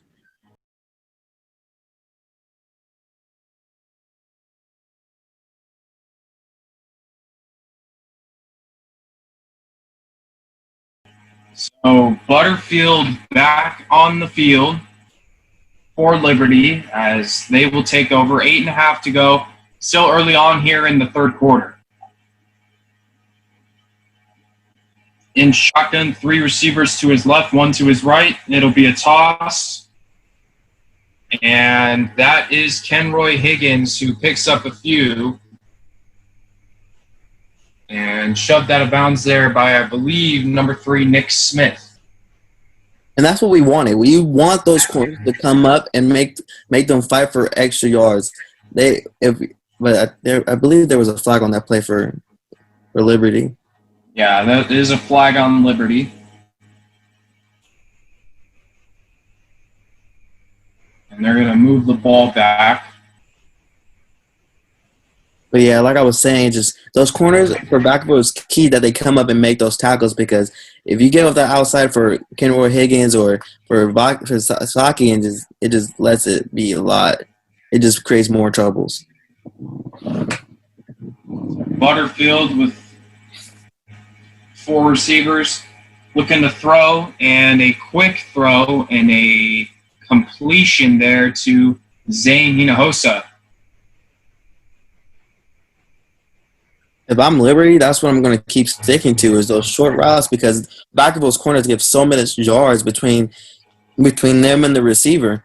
And right there, it has been working for them, whether that's a short stick route or that's a slant route. those things has been working for Liberty, and I feel like if it hasn't been broke yet, you have to stick to it.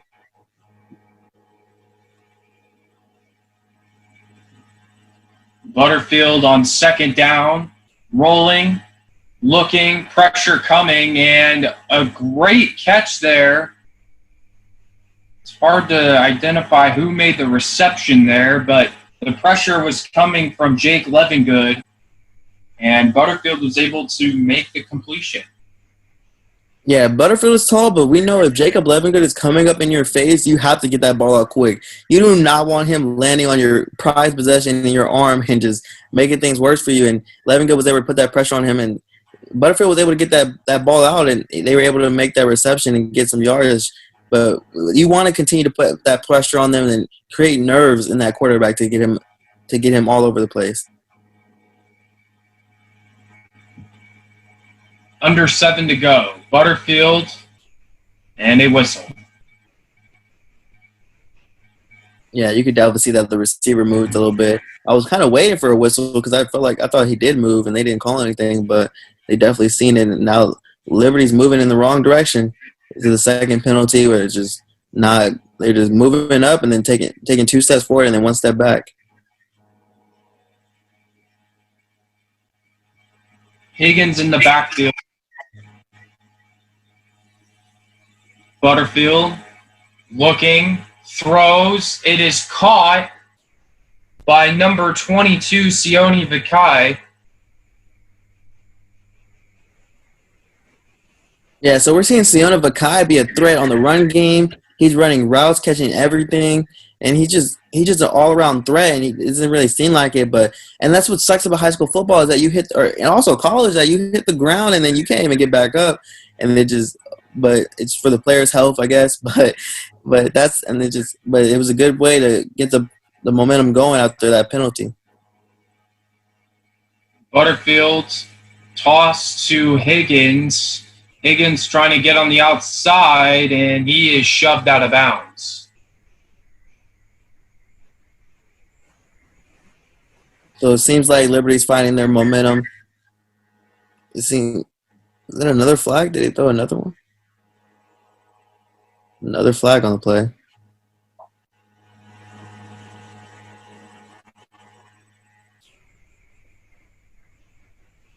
Seems like Liberty's moving in the wrong direction again. Definitely looks that way.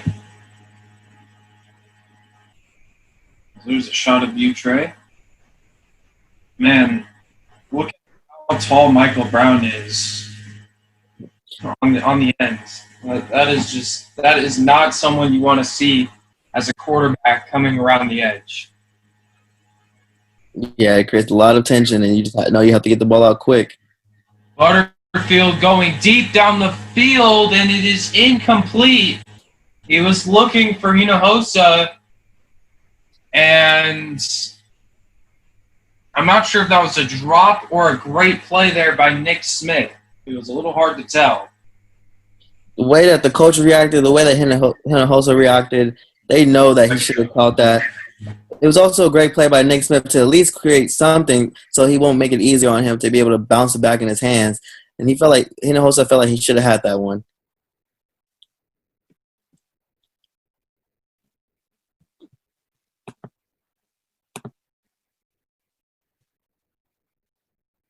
Butterfield dumps it off to Higgins. A spin move, nice play. Tries to make another spin move, and he is thrown down hard by Michael Brown. Yeah, usually coaches don't even like seeing all that movement going on. They like seeing you going for 1 foot and then straight into the ground and then going up the field. That first move was nice and it worked out for Higgins, but then that second move did not work out for him at all. 6:11 to go, still no points. That's kind of surprising given how insane the first half was with these two teams putting up 59 points combined. But Liberty moving inside Vacaville territory, and another whistle. Another flag, just slowing the game down. If it's not the offense, it's the refs that see things that's just slowing everything down.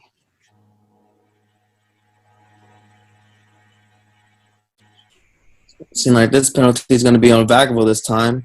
Can't really see the reason why, but you're just giving more momentum to Liberty, who's trying to find their momentum, but every time they get something good, a penalty just knocks them right back.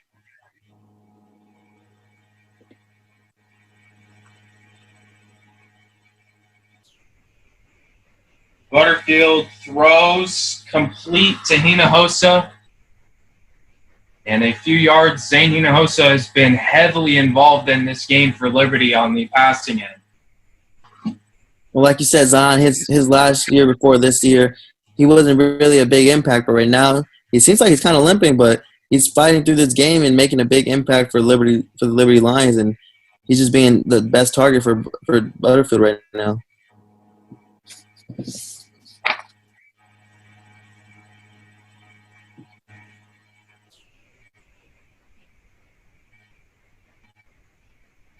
Butterfield, a handoff and a few yards picked up from Theo.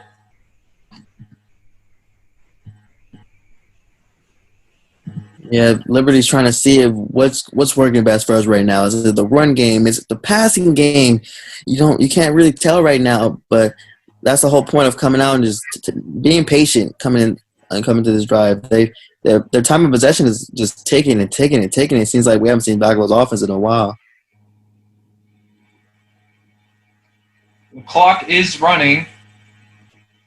Butterfield will heave it into the end zone. It is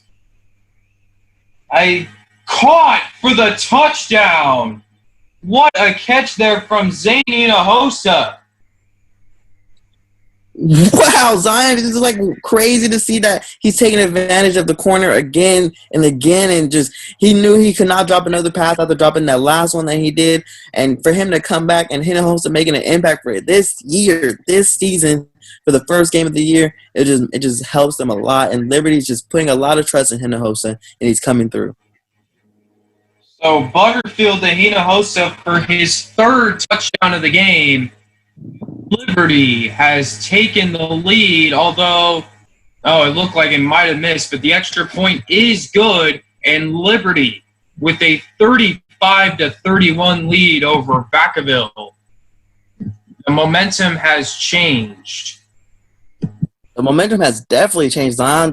The way that Liberty took over that time of possession, the way that they drove the field and made Vacaville more tired. Look how much time is on the clock. This is a faster quarter than the first two quarters in the first half. It was just like, wow, just the way that things have changed, and now Vacaville has to respond. Less than 5 minutes to go. And Vacaville does have to respond, down 4 now, after the great throw there from Jay Butterfield. Now, as we mentioned, on his way to the University of Oregon. Which is a great school because they have all that Jordan equipment. Everybody knows Oregon has the beautiful uniforms, just so many different color coordinations, and to go from Liberty High School in those uniforms to Oregon, a big upgrade. Justin Herbert, the most recent quarterback taken out of Oregon, headed to the NFL, to the Los Angeles Chargers. Be interesting to see if they rock with him or Tyrod Taylor at quarterback, as that ball gets away there, and I believe that's you, Trey, correct? Yes, it is. Just trying to make anything from nothing, letting that ball go past me. And the coaches got on me. They said, you have to catch the ball in the air because if you catch the ball in the air, you get more momentum. But it's just so hard to read the ball with the wind, and you just try to catch it off the bounce, and that time it got the best of me. So Vacaville back on offense, down 4.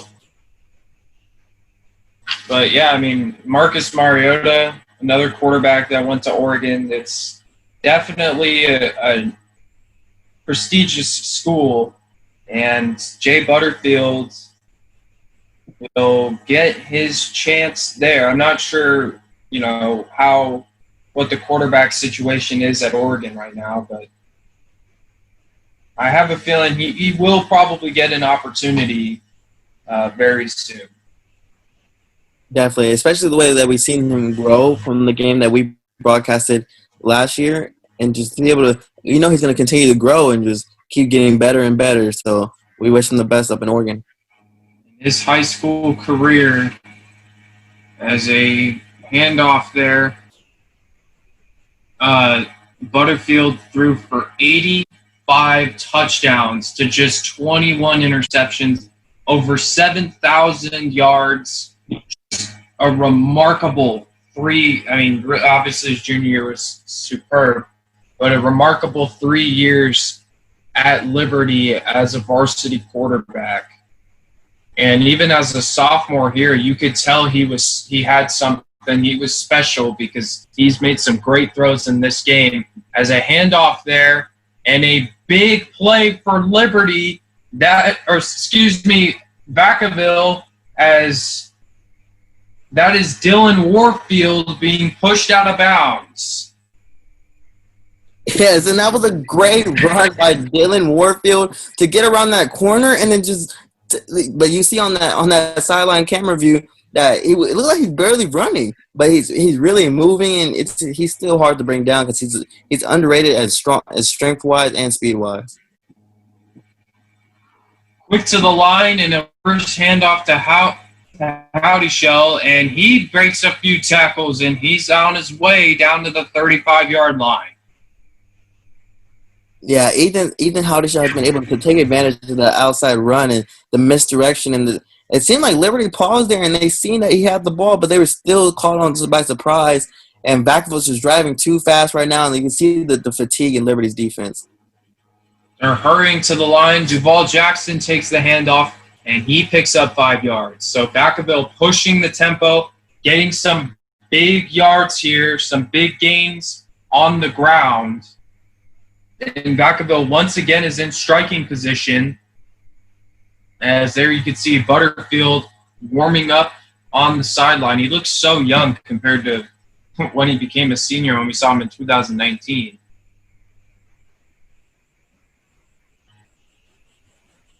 As a handoff there to Warfield.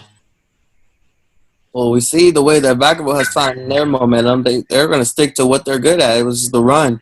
And the offensive line has definitely stepped up, allowing all the running backs to find good lanes, and it's just been very helpful so far. Under 3 to go. And a handoff there and a nice pickup once again for Vacaville. That was Duval Jackson. And Vacaville is knocking on the door of retaking the lead from Liberty. And that would be very important to do since Liberty just drove the field, took so much time off the clock, and just punched them right in the mouth. And now Vacaville has to do the exact same thing. A timeout, I believe, on Liberty. It's just a very smart timeout because you see how easy Vacaville is driving the field, and for Liberty to come out on as strong as they did on defense to stop Vacaville, and now they're just falling apart again. They have to find ways to slow them down again.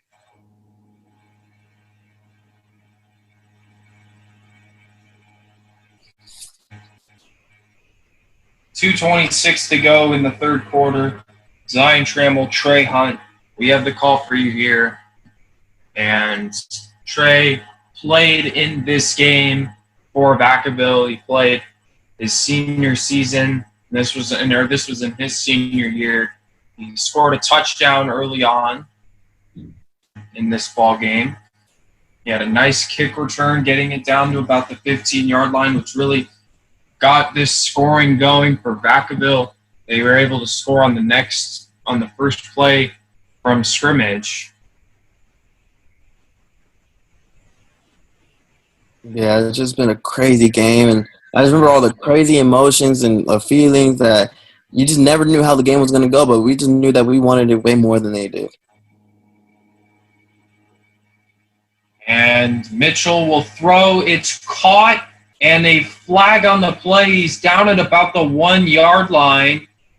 That is number 40 there, Tovin Steele. And we'll see what the penalty is.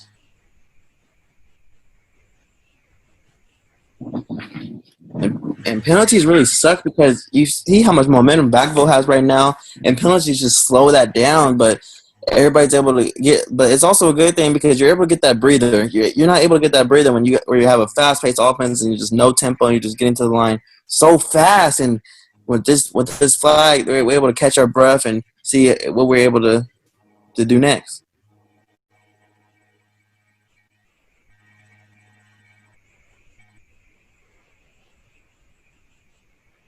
See what the call is here. Not really sure what they're giving it.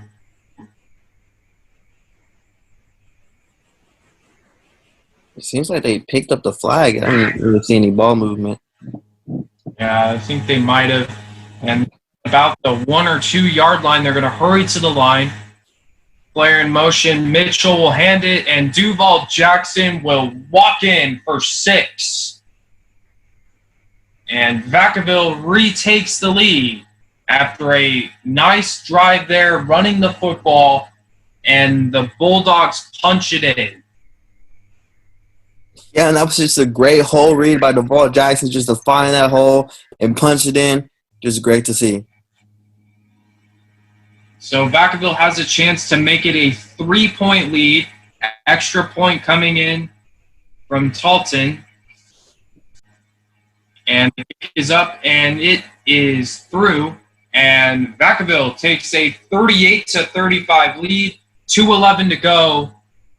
And here comes the scoring. The scoring is now picking up for both teams in this game.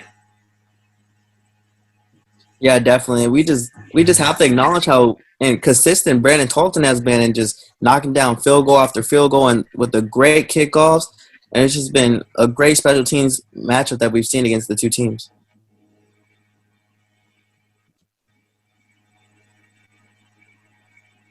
But yeah, now it's coming down to that time at the end of the third where you have to figure out, okay, how do we want to plan out this fourth quarter? How do we want to come out? How are we going to stop them from scoring so much? Because it's 35-38, and we still have a whole fourth quarter to play. So somebody's defense is going to have to make a stand and not give up any more points.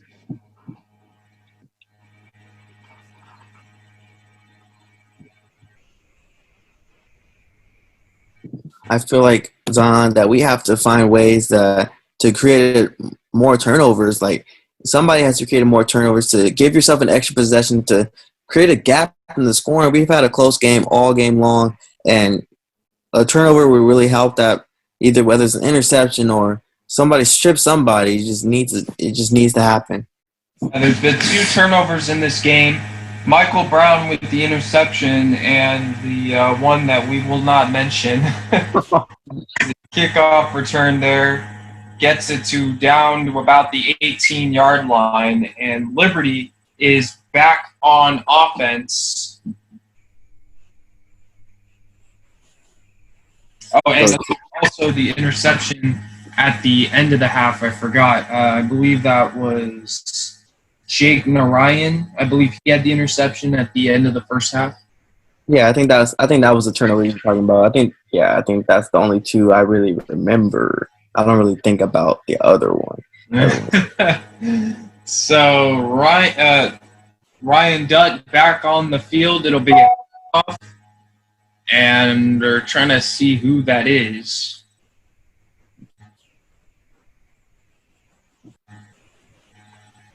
But here we are again, the same spot we've been in all game. It's just the next team that's down. How are you going to respond? You have do you take your time in this third quarter, the rest of the third quarter, and just try to get ready for this 4, or do you try to score as quickly as possible? Because Vacaville's on fire lately. They've taken advantage of each possession. A quick throw over, and that is a completion. And that's exactly what Vacaville wants. You just want to keep it short, and you just want them to fight for every single yard. You keep it short, they're running out of gas. You want to be the most conditioned team going into that fourth quarter. The fourth quarter is where everything matters, and that's where you show that you're going to put your foot on your neck, and we're not going to let off. We're just going to keep driving and driving and driving.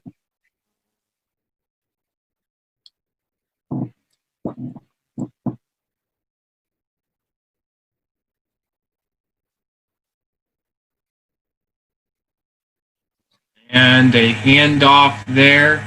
That is Theo, as we are winding down to the end of the third quarter. I think the thing that's really hurting Liberty is just the different quarterback plays. Is you take them out of momentum, and if you keep a quarterback in for the entire time, then it just lets them have more feeling with the offense.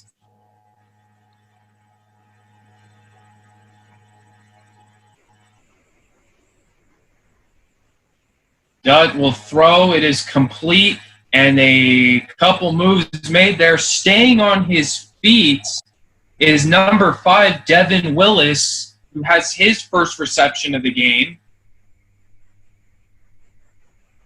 Yeah, we're starting to see Liberty get other receivers involved, and it seems like he's a little beat up on the play, but they're starting to get more receivers involved to try to get Vacaville off guard, and it seemed like he took a really big hit right there.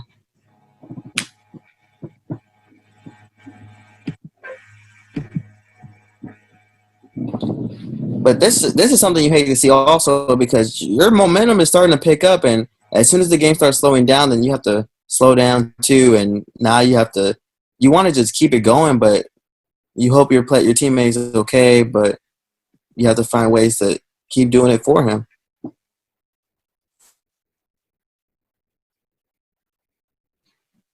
So Willis will head to the sideline.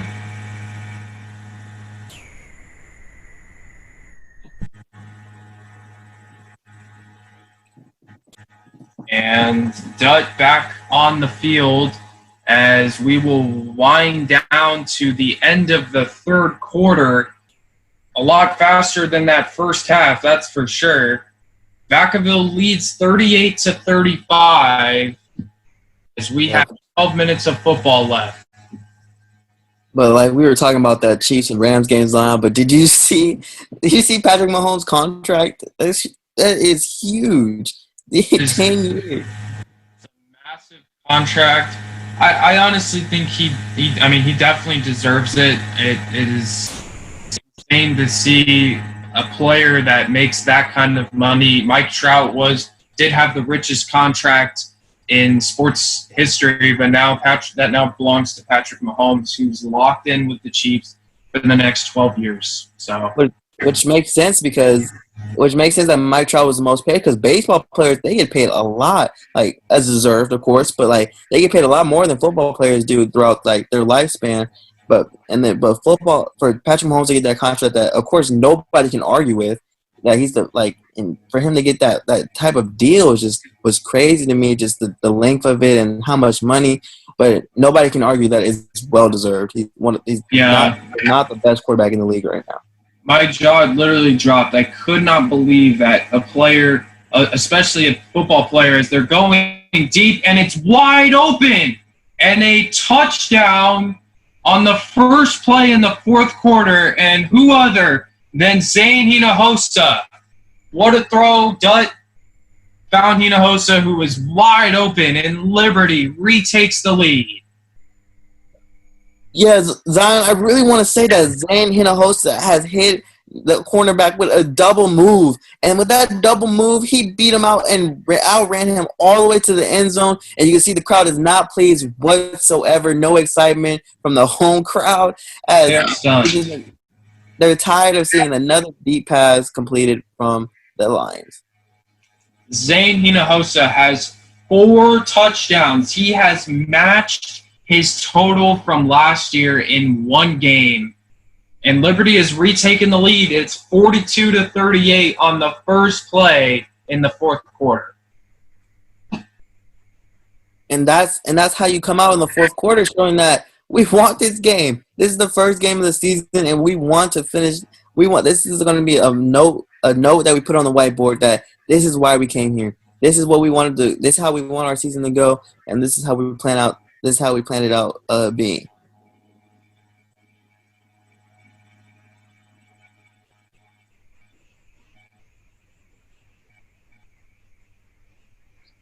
So now we're in a position to see how we're going to respond, how Vacaville's going to respond. Yeah, definitely.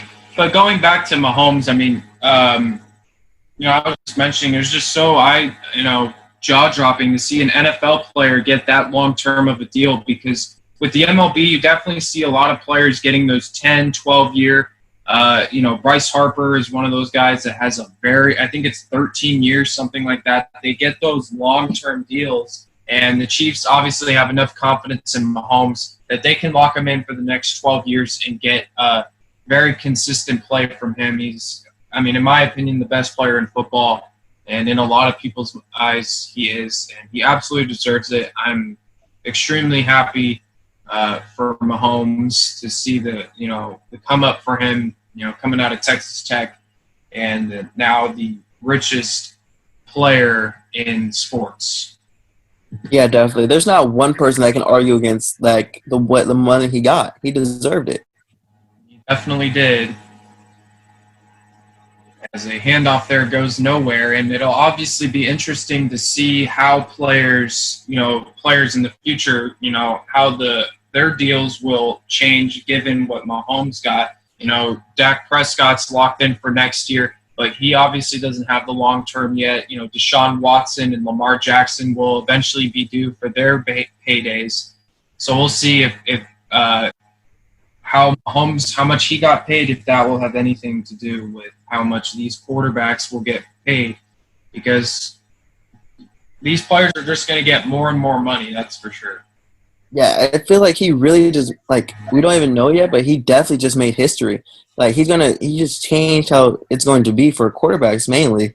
That amount of time, and the next person that we could probably see get that contract, we don't know, because Patrick Mahomes is so far ahead of everybody. But is it going to be Deshaun? Is it going to be Lamar? You just don't know yet. Yeah, as Mitchell feels the pressure coming, and he will dump it off to Devall Jackson, who picks up a nice gain there for Vacaville. But for the Cowboys, Dak signed the franchise tender, and the Cowboys and Dak have until July 15th to come to terms to a long-term deal. Obviously, they have 8 days. It'll be interesting to see if they can get that done. If not, the Cowboys have Dak for next year. So it's definitely going to be interesting. But I'm also interested to see if for guys like Joe Burrow, he hasn't come to the league yet, but how much he'll get paid whenever that day comes. As the ball is loose and it is picked up by Liberty, Ethan Dumman comes away with it, and Liberty has taken the momentum. Cameron Mitchell clocked it up. Ethan Dumman is able to recover it, and Liberty is in business. Another turnover by the Vacaville offense, just miscommunications, and that can happen when you have the first game of the season. You just don't know what went wrong yet, but you have to be on the same page. And now Liberty has a chance to come in and create a score gap so Vacaville cannot come back in this game. You have to do that if you're Liberty. You have to score again and put an emphasis on this game. So now Liberty really does have a chance to extend this lead here. They're already up by 4. And with 10:17 to go, they can maybe chew off a little bit of clock here to give Liberty, or to give Vacaville less opportunities.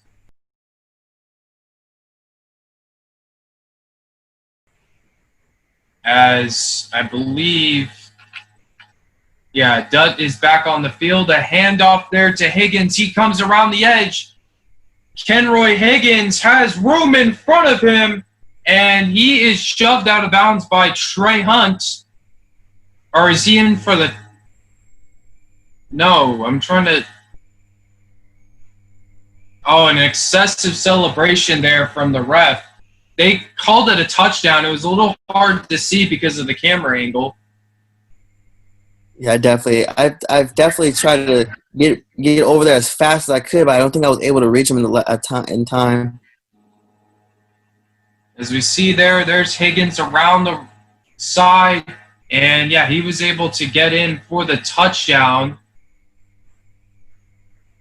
But it looked like, was there a penalty? That fan is upset. Yeah, it seems like we do have a penalty. And when you do an excessive celebration in high school, I believe they call it. And I think there was another flag too. Because they had like a little handshake there, and I personally don't really agree with calling penalties for excessive celebration. I think when you score a touchdown, obviously the adrenaline's there, the excitement is there. You should be able to celebrate a little bit. I think excessive celebration is just kind of a silly penalty, if you ask me. Yeah, you don't know how many times in high school that I wanted to celebrate so bad, whether if my teammate scored or if somebody else scored. We're doing it. Yeah. It just takes away the fun. It's like we're boys, like we're men, like we don't care if the other team celebrates. It's not going to affect us as bad. Like it's not. I don't understand.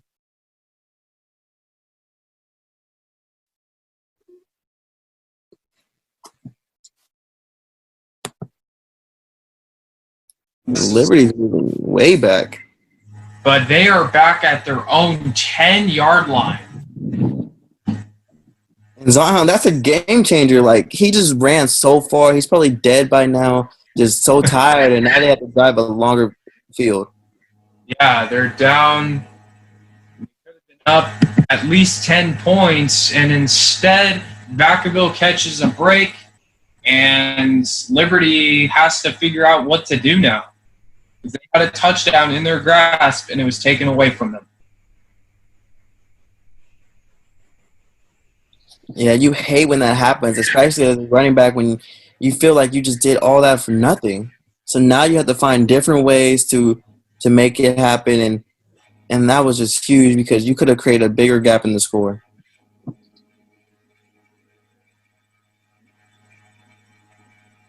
Oh, look to throw here. He's going to go deep down the field, and it's incomplete.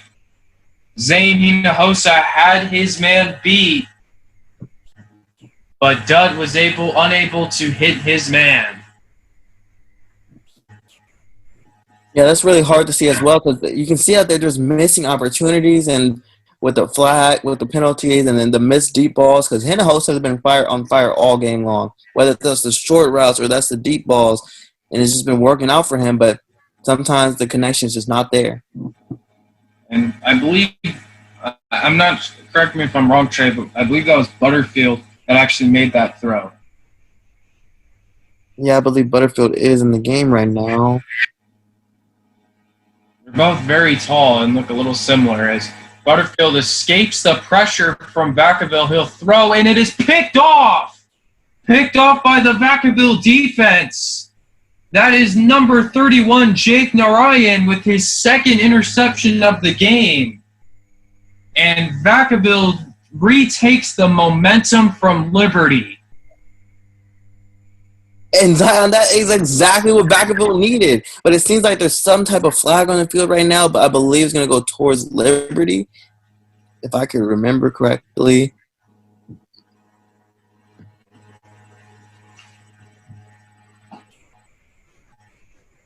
Seems I'm not really sure what it is, but Jake Narayan has 2 interceptions in this game. And Vacaville will have the football. Yeah, that's exactly what they needed. They needed that interception, and now they can take the lead. Mitchell under center. He's going to roll, looking, throws, and he was looking for you, Trey, but it is an incomplete pass. 9:04 to go. And I always wish that he was able to hit me in stride right there because I was going to be ready to take off. Yeah, you definitely look like you could have picked up a decent gain there.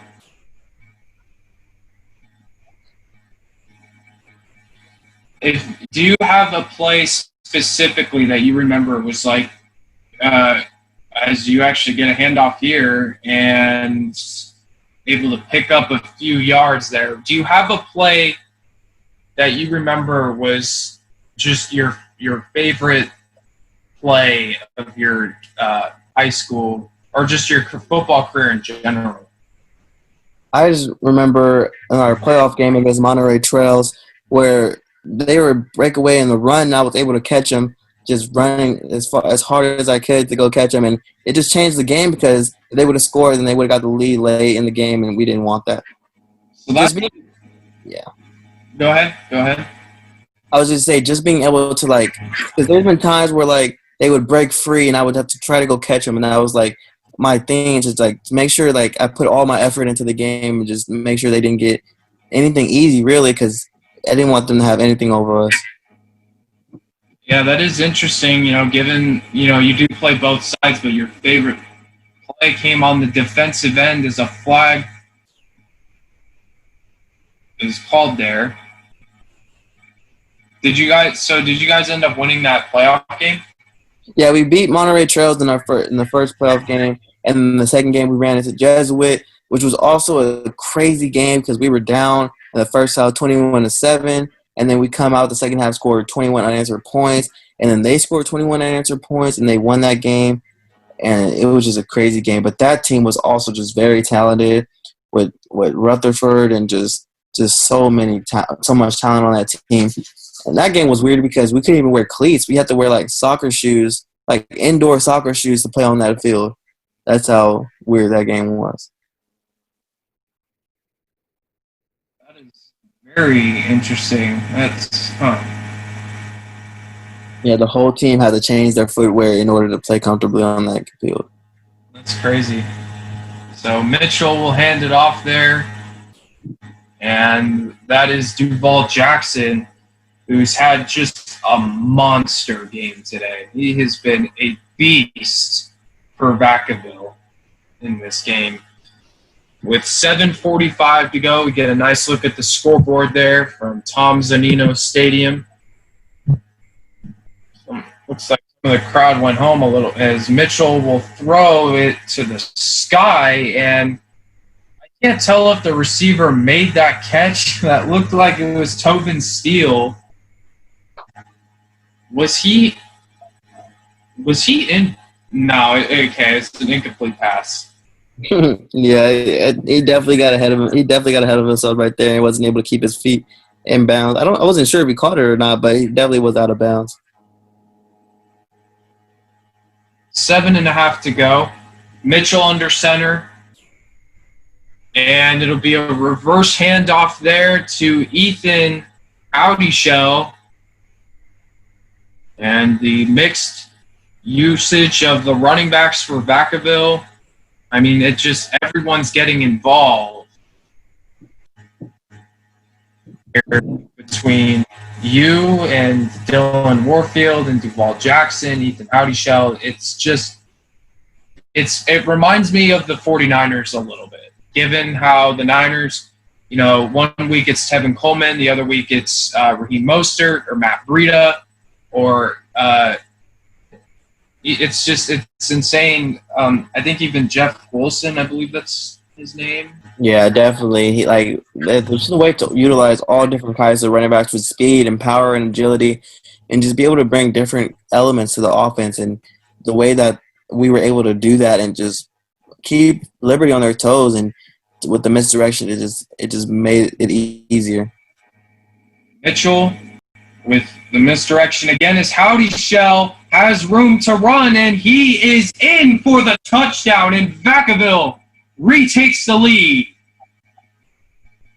Yeah, Zahed, that was a great run by Ethan Howdyshell, who was able to get around the corner and really barely get touched. And for us to be able to, for Vacaville to be able to take the lead here in the fourth quarter, and it was just great for us to be able to do that. And for a junior to be able to get on the field that night and do it for his first varsity game, it worked out perfectly.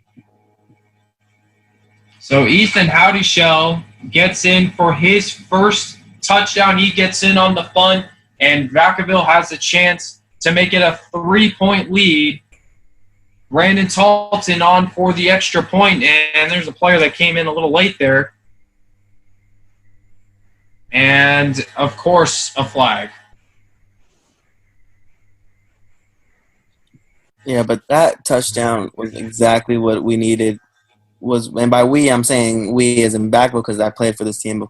Just reminding the people who's watching again, but it was just a great touchdown that we needed because Liberty's been on fire. They've been driving down the field, and with that last touchdown, just their deep passes, just so much energy behind them, and we just needed that tremendously. A huge play there. And the kick is up, and it is good. And Vacaville is on top, 45-42 with 6:22 to go. Liberty still has plenty of time to march down the field and either tie or take the lead. Yeah, definitely. They have to be smart about this. They have to make sure there's no more turnovers. You've had interceptions by Jaden Ryan, and that was huge. You've had an interception by Michael Brown, and just you have to be smarter on that field. No matter who's at quarterback, you have to make the right choices at the right time and lead this offense to a great drive in order to give yourself the lead.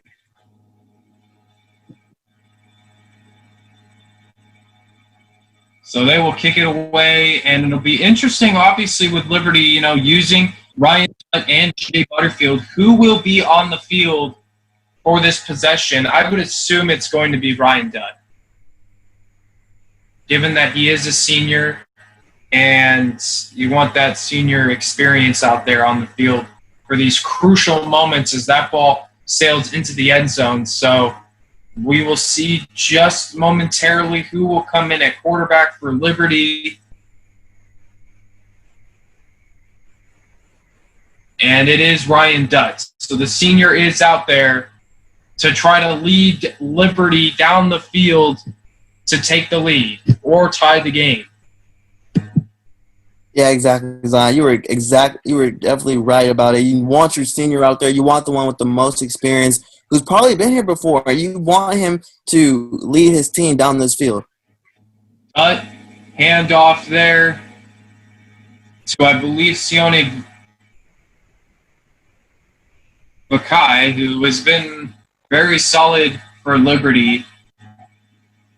It's hard to remember all the scoring that has happened in this game because there's just been so much. I mean, it feels like, that touchdown, by Duval Jackson is just, just kind of mixes in there. There's just been so many scores. Trey, you had a receiving touchdown. And player stats are looking good on the offensive end for both teams, as there is some pretty good defense there by Vacaville, shutting down the run there on Kenroy Higgins. Yeah, like you said, there's just been so many scoring. Like, I feel like me and Duval's touchdown was like from a different game. It was just like so long ago, and you can hardly remember it. And just there's been so many different people who got in the end zone, but that's what you want as a fan. You want to see all this scoring. You want to see who's going to come out on top and who's going to really pull it out at the end.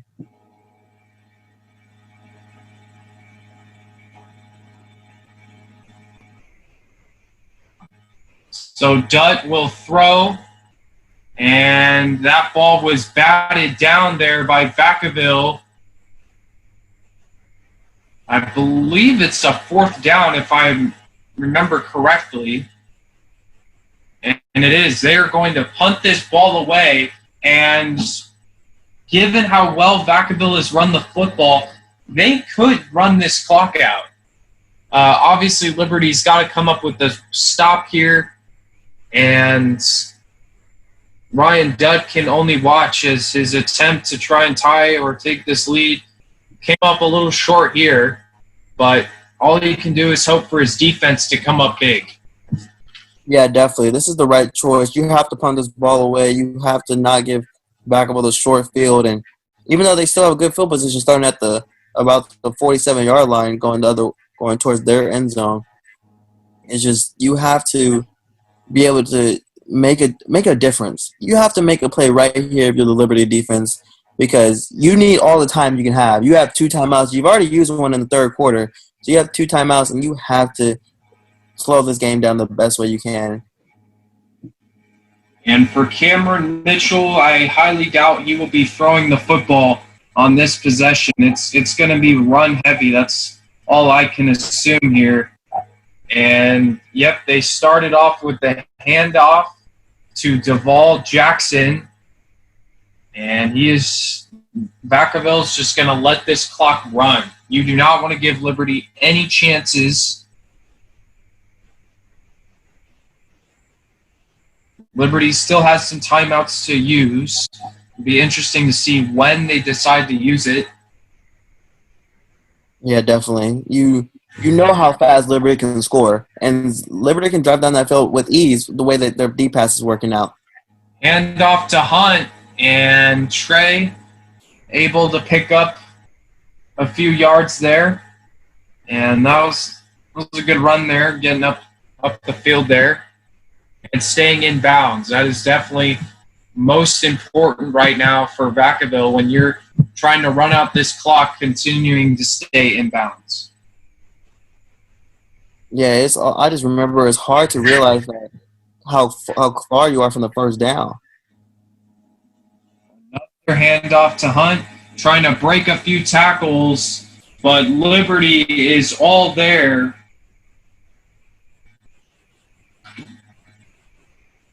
Looked like it was Reese Watkins Nelson coming out of there with the tackle. Yeah, that was the hardest.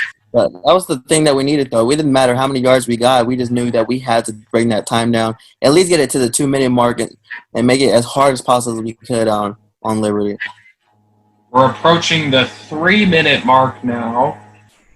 Vacaville is pushing it inside of Liberty territory. A handoff to Jackson, and a nice gain there. Positive yards is definitely helpful at this point. And Devall Jackson able to use his body and move forward.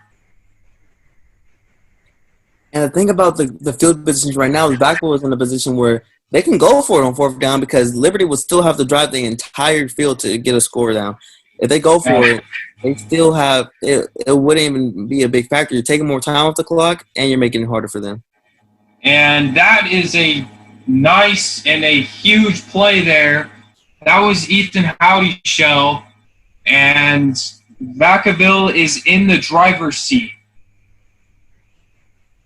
Yeah, Zion, that was a huge first down for us to be able to convert that right there. And now Liberty has to use another timeout because they see that the time is ticking and ticking and ticking. Yeah, Liberty uses its timeout here, and now Vacaville can really burn this clock even more. I believe Liberty has one timeout remaining. It's a first down for the Bulldogs. And, man, this has just been such an entertaining game. If Vacaville can hold on to win, obviously it's a huge win. Yeah, definitely. I remember just wanting this one so bad because you don't want to score all these points and for it to be just for a loss.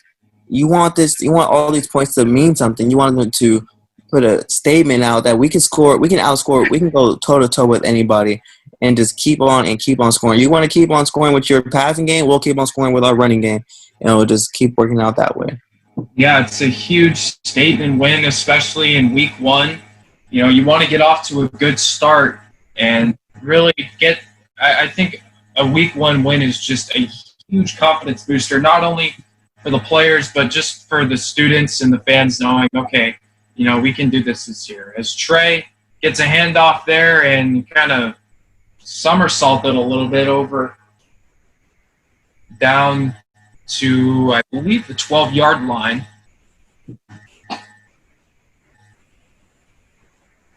Yeah, this was the best time for everybody to get the ball and just to break that time down so you don't get anybody too tired. Just get everybody going and you see that time ticking and watching the game just fade away.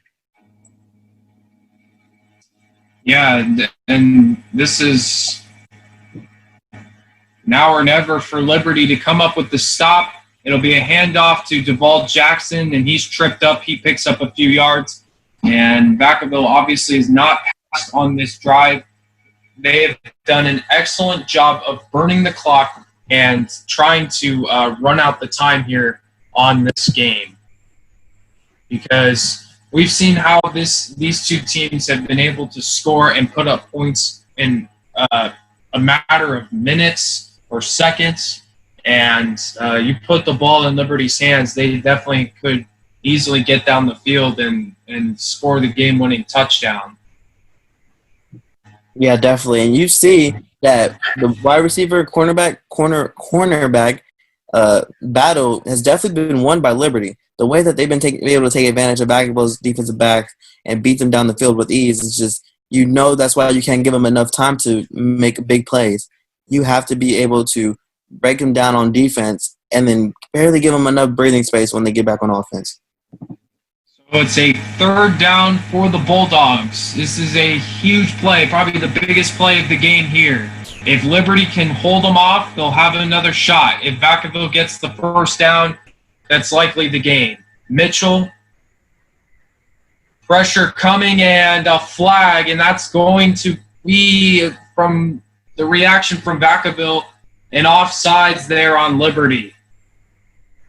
And that is just tremendously important on Liberty. Like, Vacaville wanted you to jump off sides. That was the whole point behind the hard count. And Liberty, with all their nerves, they knew they had to get a stop. But since the tensions are high, Vacaville gets a 1st down, and Liberty just gave away more time. And is that something you guys were just talking about in the huddle? I'm not sure if you remember. Was that something you guys just talked about in the huddle? Like, okay, we're going to try and draw them off sides here. Don't jump. Yeah, definitely. We knew that we had a certain call. I can't remember what it was, but we knew that meant a hard count. And a hard count's going to come just to get them off sides, just to pick up that quick 1st down, and we can get 4 more downs to bring the time down.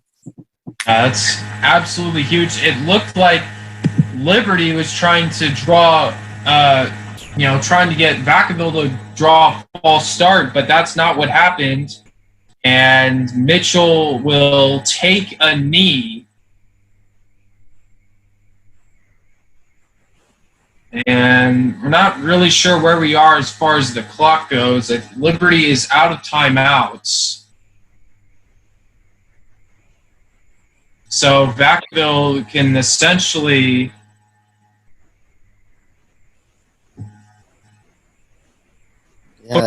on this game and end it right here.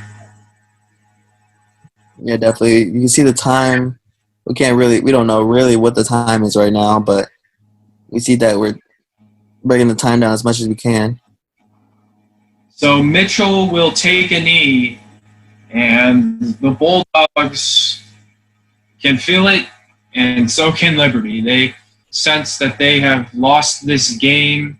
Vacaville going to 1-0 on the season.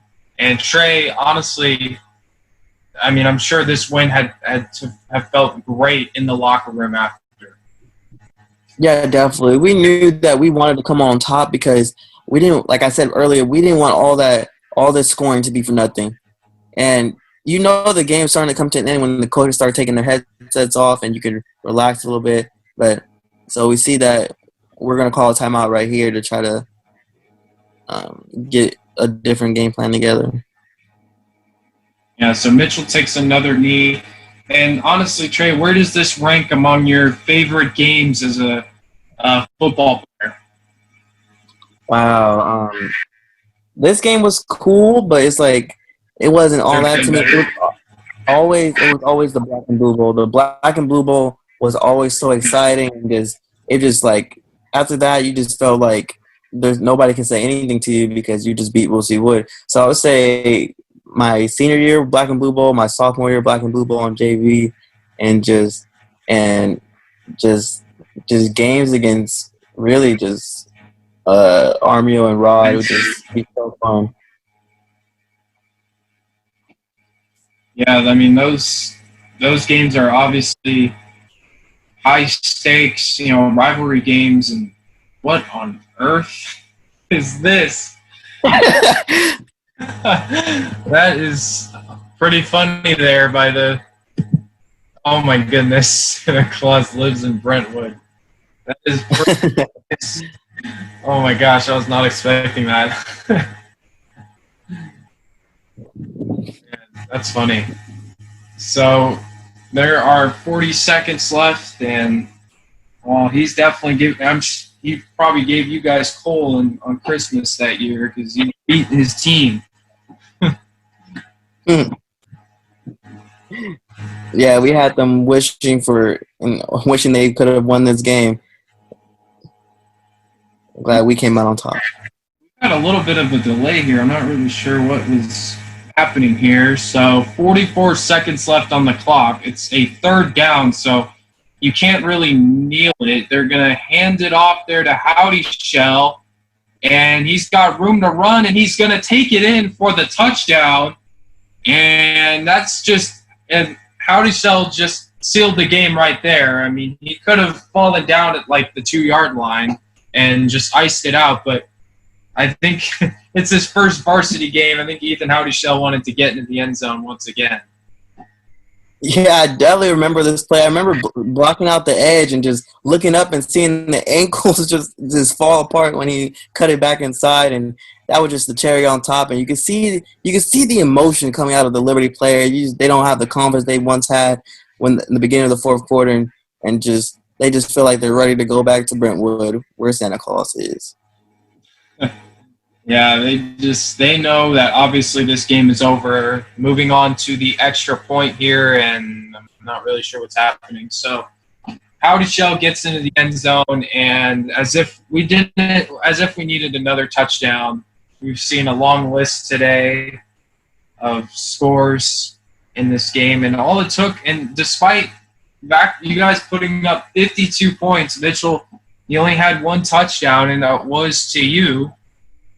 And, I mean, if it ain't broke, don't fix it. That running game up huge for you guys in this game, as the extra point is good. Of course, there's a bit of a delay here. Let's see what the call is. But just a statement win, that's for sure. Yeah, definitely. We definitely wanted to prove to the fans that it's going to be a good year, which it was. It was a very fun senior year for us. With the hard battles with Oak Ridge and with Granite Bay, and just that last game that we fought with everything we had in the playoffs, and just this team was just very important and very special. One of the 2018 class that we just came together at the end and just really appreciated everything that we were taught. As the extra point once again, and it's good again. So Vacaville is up 52-42. Now, Trey, also, I want to hear from you just a bit of a self-evaluation on this game. How do you think you played overall? I think I did pretty. I would say I did pretty well for the first game, other than that fumble, of course, and just some mixed tackles also. But I'm always a hard grader on myself, and I feel like that for the first game, I feel like we did great. I feel like I was able to do what I needed to do in order to make sure other things didn't happen, and just do and make sure I didn't mess up too many assignments in the offensive end as well. But just the main thing for me was just being the leader and get the young guys going, the juniors, the sophomores, to make sure they knew that this is their team also. It's just not just our team. Like, everybody's a family, and we just have to stick together, and that's how we came back on top. Yeah, I think you played pretty well overall. It was definitely interesting to call a game with someone that has played in the game already, and it was awesome to hear your perspectives on this game and experiences and stuff, and just hearing how you guys approach this game and different situations and stuff like that. It was definitely unique and exciting for sure. So that ball goes into the end zone, and another flag looks like it was on that on back there on the kickoff. But that's what happens when the team starts losing and the tensions get higher. You start getting frustrated about everything, really. And you see both teams you got one team ready to go home because the game's over and you feel like you won already. And you have one team ready to go home because you're frustrated that you lost. So you just have to figure out how to break them apart and just try to get this game over with. 37 seconds left, so Liberty has the football here. And in all likelihood, it'll probably just be a run play to end it out because there's basically there's really no way that Liberty can win this football game. And they will come to the line. It was a good game from Ryan Dutt in his first game as a senior. He had 3 touchdowns and 2 interceptions. As the road to the sideline is incomplete.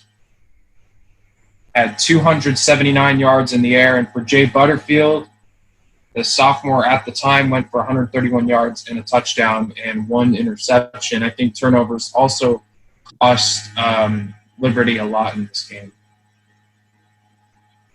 Yeah, definitely. I feel like there was definitely a lot of momentum changes, of course, and I believe that we were able to stick together because we knew who was playing where and how we wanted to play things and who was supposed to be where at this time and this time.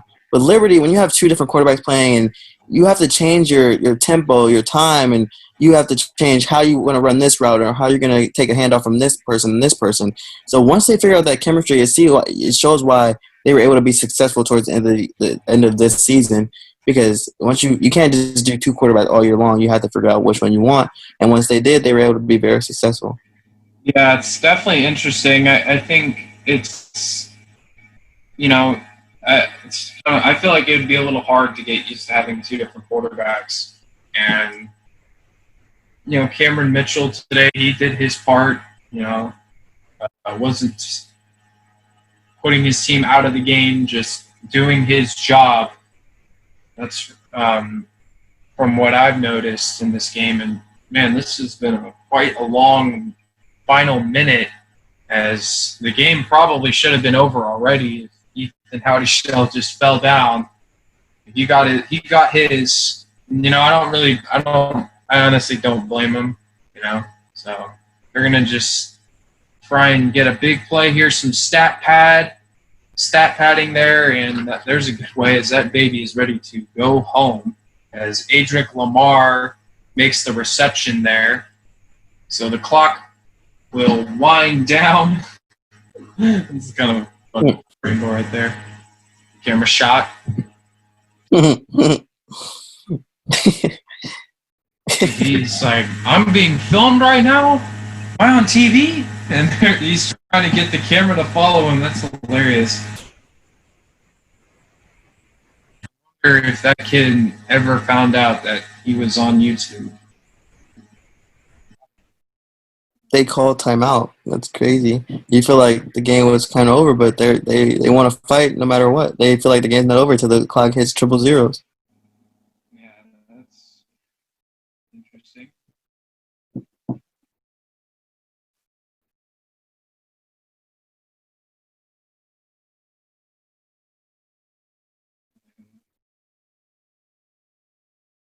We will play out these final 20 seconds, hopefully without any interruptions or flags or timeouts or anything. Definitely don't want to see anyone get hurt in these basically meaningless 20 seconds, as Dutt will throw and it will sail out of bounds for Zane Hinojosa. And, I'm sure that's got to hurt for him. He had 4 touchdowns in this game, was just a monster, but not enough for Liberty. That's a cool shot there, Trey. Yeah, but back to Hinojosa, just over 200 yards, 4 touchdowns. That's like a real fantasy day for a receiver. Oh, my goodness. Receiver did that for me on my fantasy football team, I would be going ballistic. That's like a real Julio Jones type of game. Yeah. So Dutt, low snap, pressure coming from Brown, and he will throw, and it looks like it was caught there. I believe it was Devin Willis. I'm not entirely sure, but the clock is still running, and not really sure where we're at right now. It looks like they'll get one final play. Dutt scrambling, and he throws. It's caught. Nice stat pad there for Dutt and the receiver there that made the catch. And the clock has hit 000, and that will do it. Vacaville wins this high-scoring affair, 52-42. Trey, any final thoughts? I'm just glad that we were able to watch this game again to be able to see how my team was able to fight through all the adversity and the challenges that Liberty brought to Vacaville High School. And Liberty was just able to learn a lot from this game and just get out of there and just able to win it, go to have a very successful season for both teams. So both teams came out and just learned a lot from this game.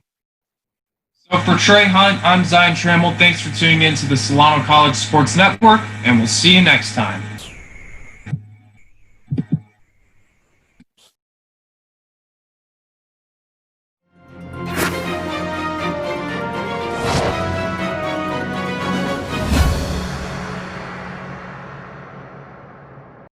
Hi, my name is Eric Visser. I'm in my 5th year as the athletic director of Solano College. To experience community college and its mission has been an outstanding experience. Solano College has a very rich tradition in intercollegiate athletics dating back to 1947. I'm very proud to communicate that rich tradition is still being continued with fine young men and women that represent Solano College on and off the court. In the fall we have the volleyball program. We have a very successful women's soccer program. We have both men's and women's basketball. And then we transition to 4 programs: baseball, of softball, men's women's tennis, and men's and women's swimming. It is our mission to excel our programs and our student athletes in academics. All of our student athletes are committed to give back to the community. And we would invite you to be a part of Solano College Athletics by visiting our website, www.solanoathletics.com, and you feel a warm welcome at Solano. Welcome to TV 55. In this hands-on class at Solano Community College, you will learn all aspects of television production, how to use high-end cameras, lighting, and audio equipment in the field and right here in the studio. Whether you are looking at making better YouTube videos, educational or promotional segments, or finding your creative passion, enroll today. Get an art school education at the fraction of the cost. Visit us online at solano.edu. Well, hi everybody, I'm Greg Poff, director of the Solano College Sports Broadcasting Program, and we're here in the TV studio at Solano Community College, and I'd like to tell you about a great opportunity this summer. Now, typically with our summer class, we're covering sports. Because of the COVID-19 pandemic, we're opening up the class to all of you podcasters, YouTube influencers, to give you a chance to come in and create content that we can show on YouTube. You can have your own podcast. We can even put you on Channel 28 locally. Let's take a look at some of the equipment we have here in the studio. Come on. All right, we're here in the Solano College Sports Network studio control room to show you some of the equipment that you can use as a student here at Solano Community College. And the first thing I'd like to draw your attention to is the production unit system that we use. It's made by New Tech. It's the TriCaster system. This system is used by every major network. So you come to Solano Community College, you're going to learn video production on the TriCaster unit. So you'll be ready to go once you leave our program. You'll be trained on the same equipment that you would use in all of the major networks. You see the video production board here. We've got our speakers set up here. Here we've got our interface that you can use. So all kinds of equipment that you can use to be a professional in media production. Another great feature of our video production system, you'll be able to get training on the Allen and Heath audio board, where you will learn the trade secrets for both radio and TV production. Here in the video editing suite, you will have access to Adobe Premiere and the entire Creative Cloud. If you can imagine it, you can create it right here in the Solano Community College TV studio. We have merged with Fairfield Cable Access, and that gives you the opportunity to use the same TV equipment that they use to produce their shows on local TV here in Fairfield. And that gives you the chance to also show your work on local TV.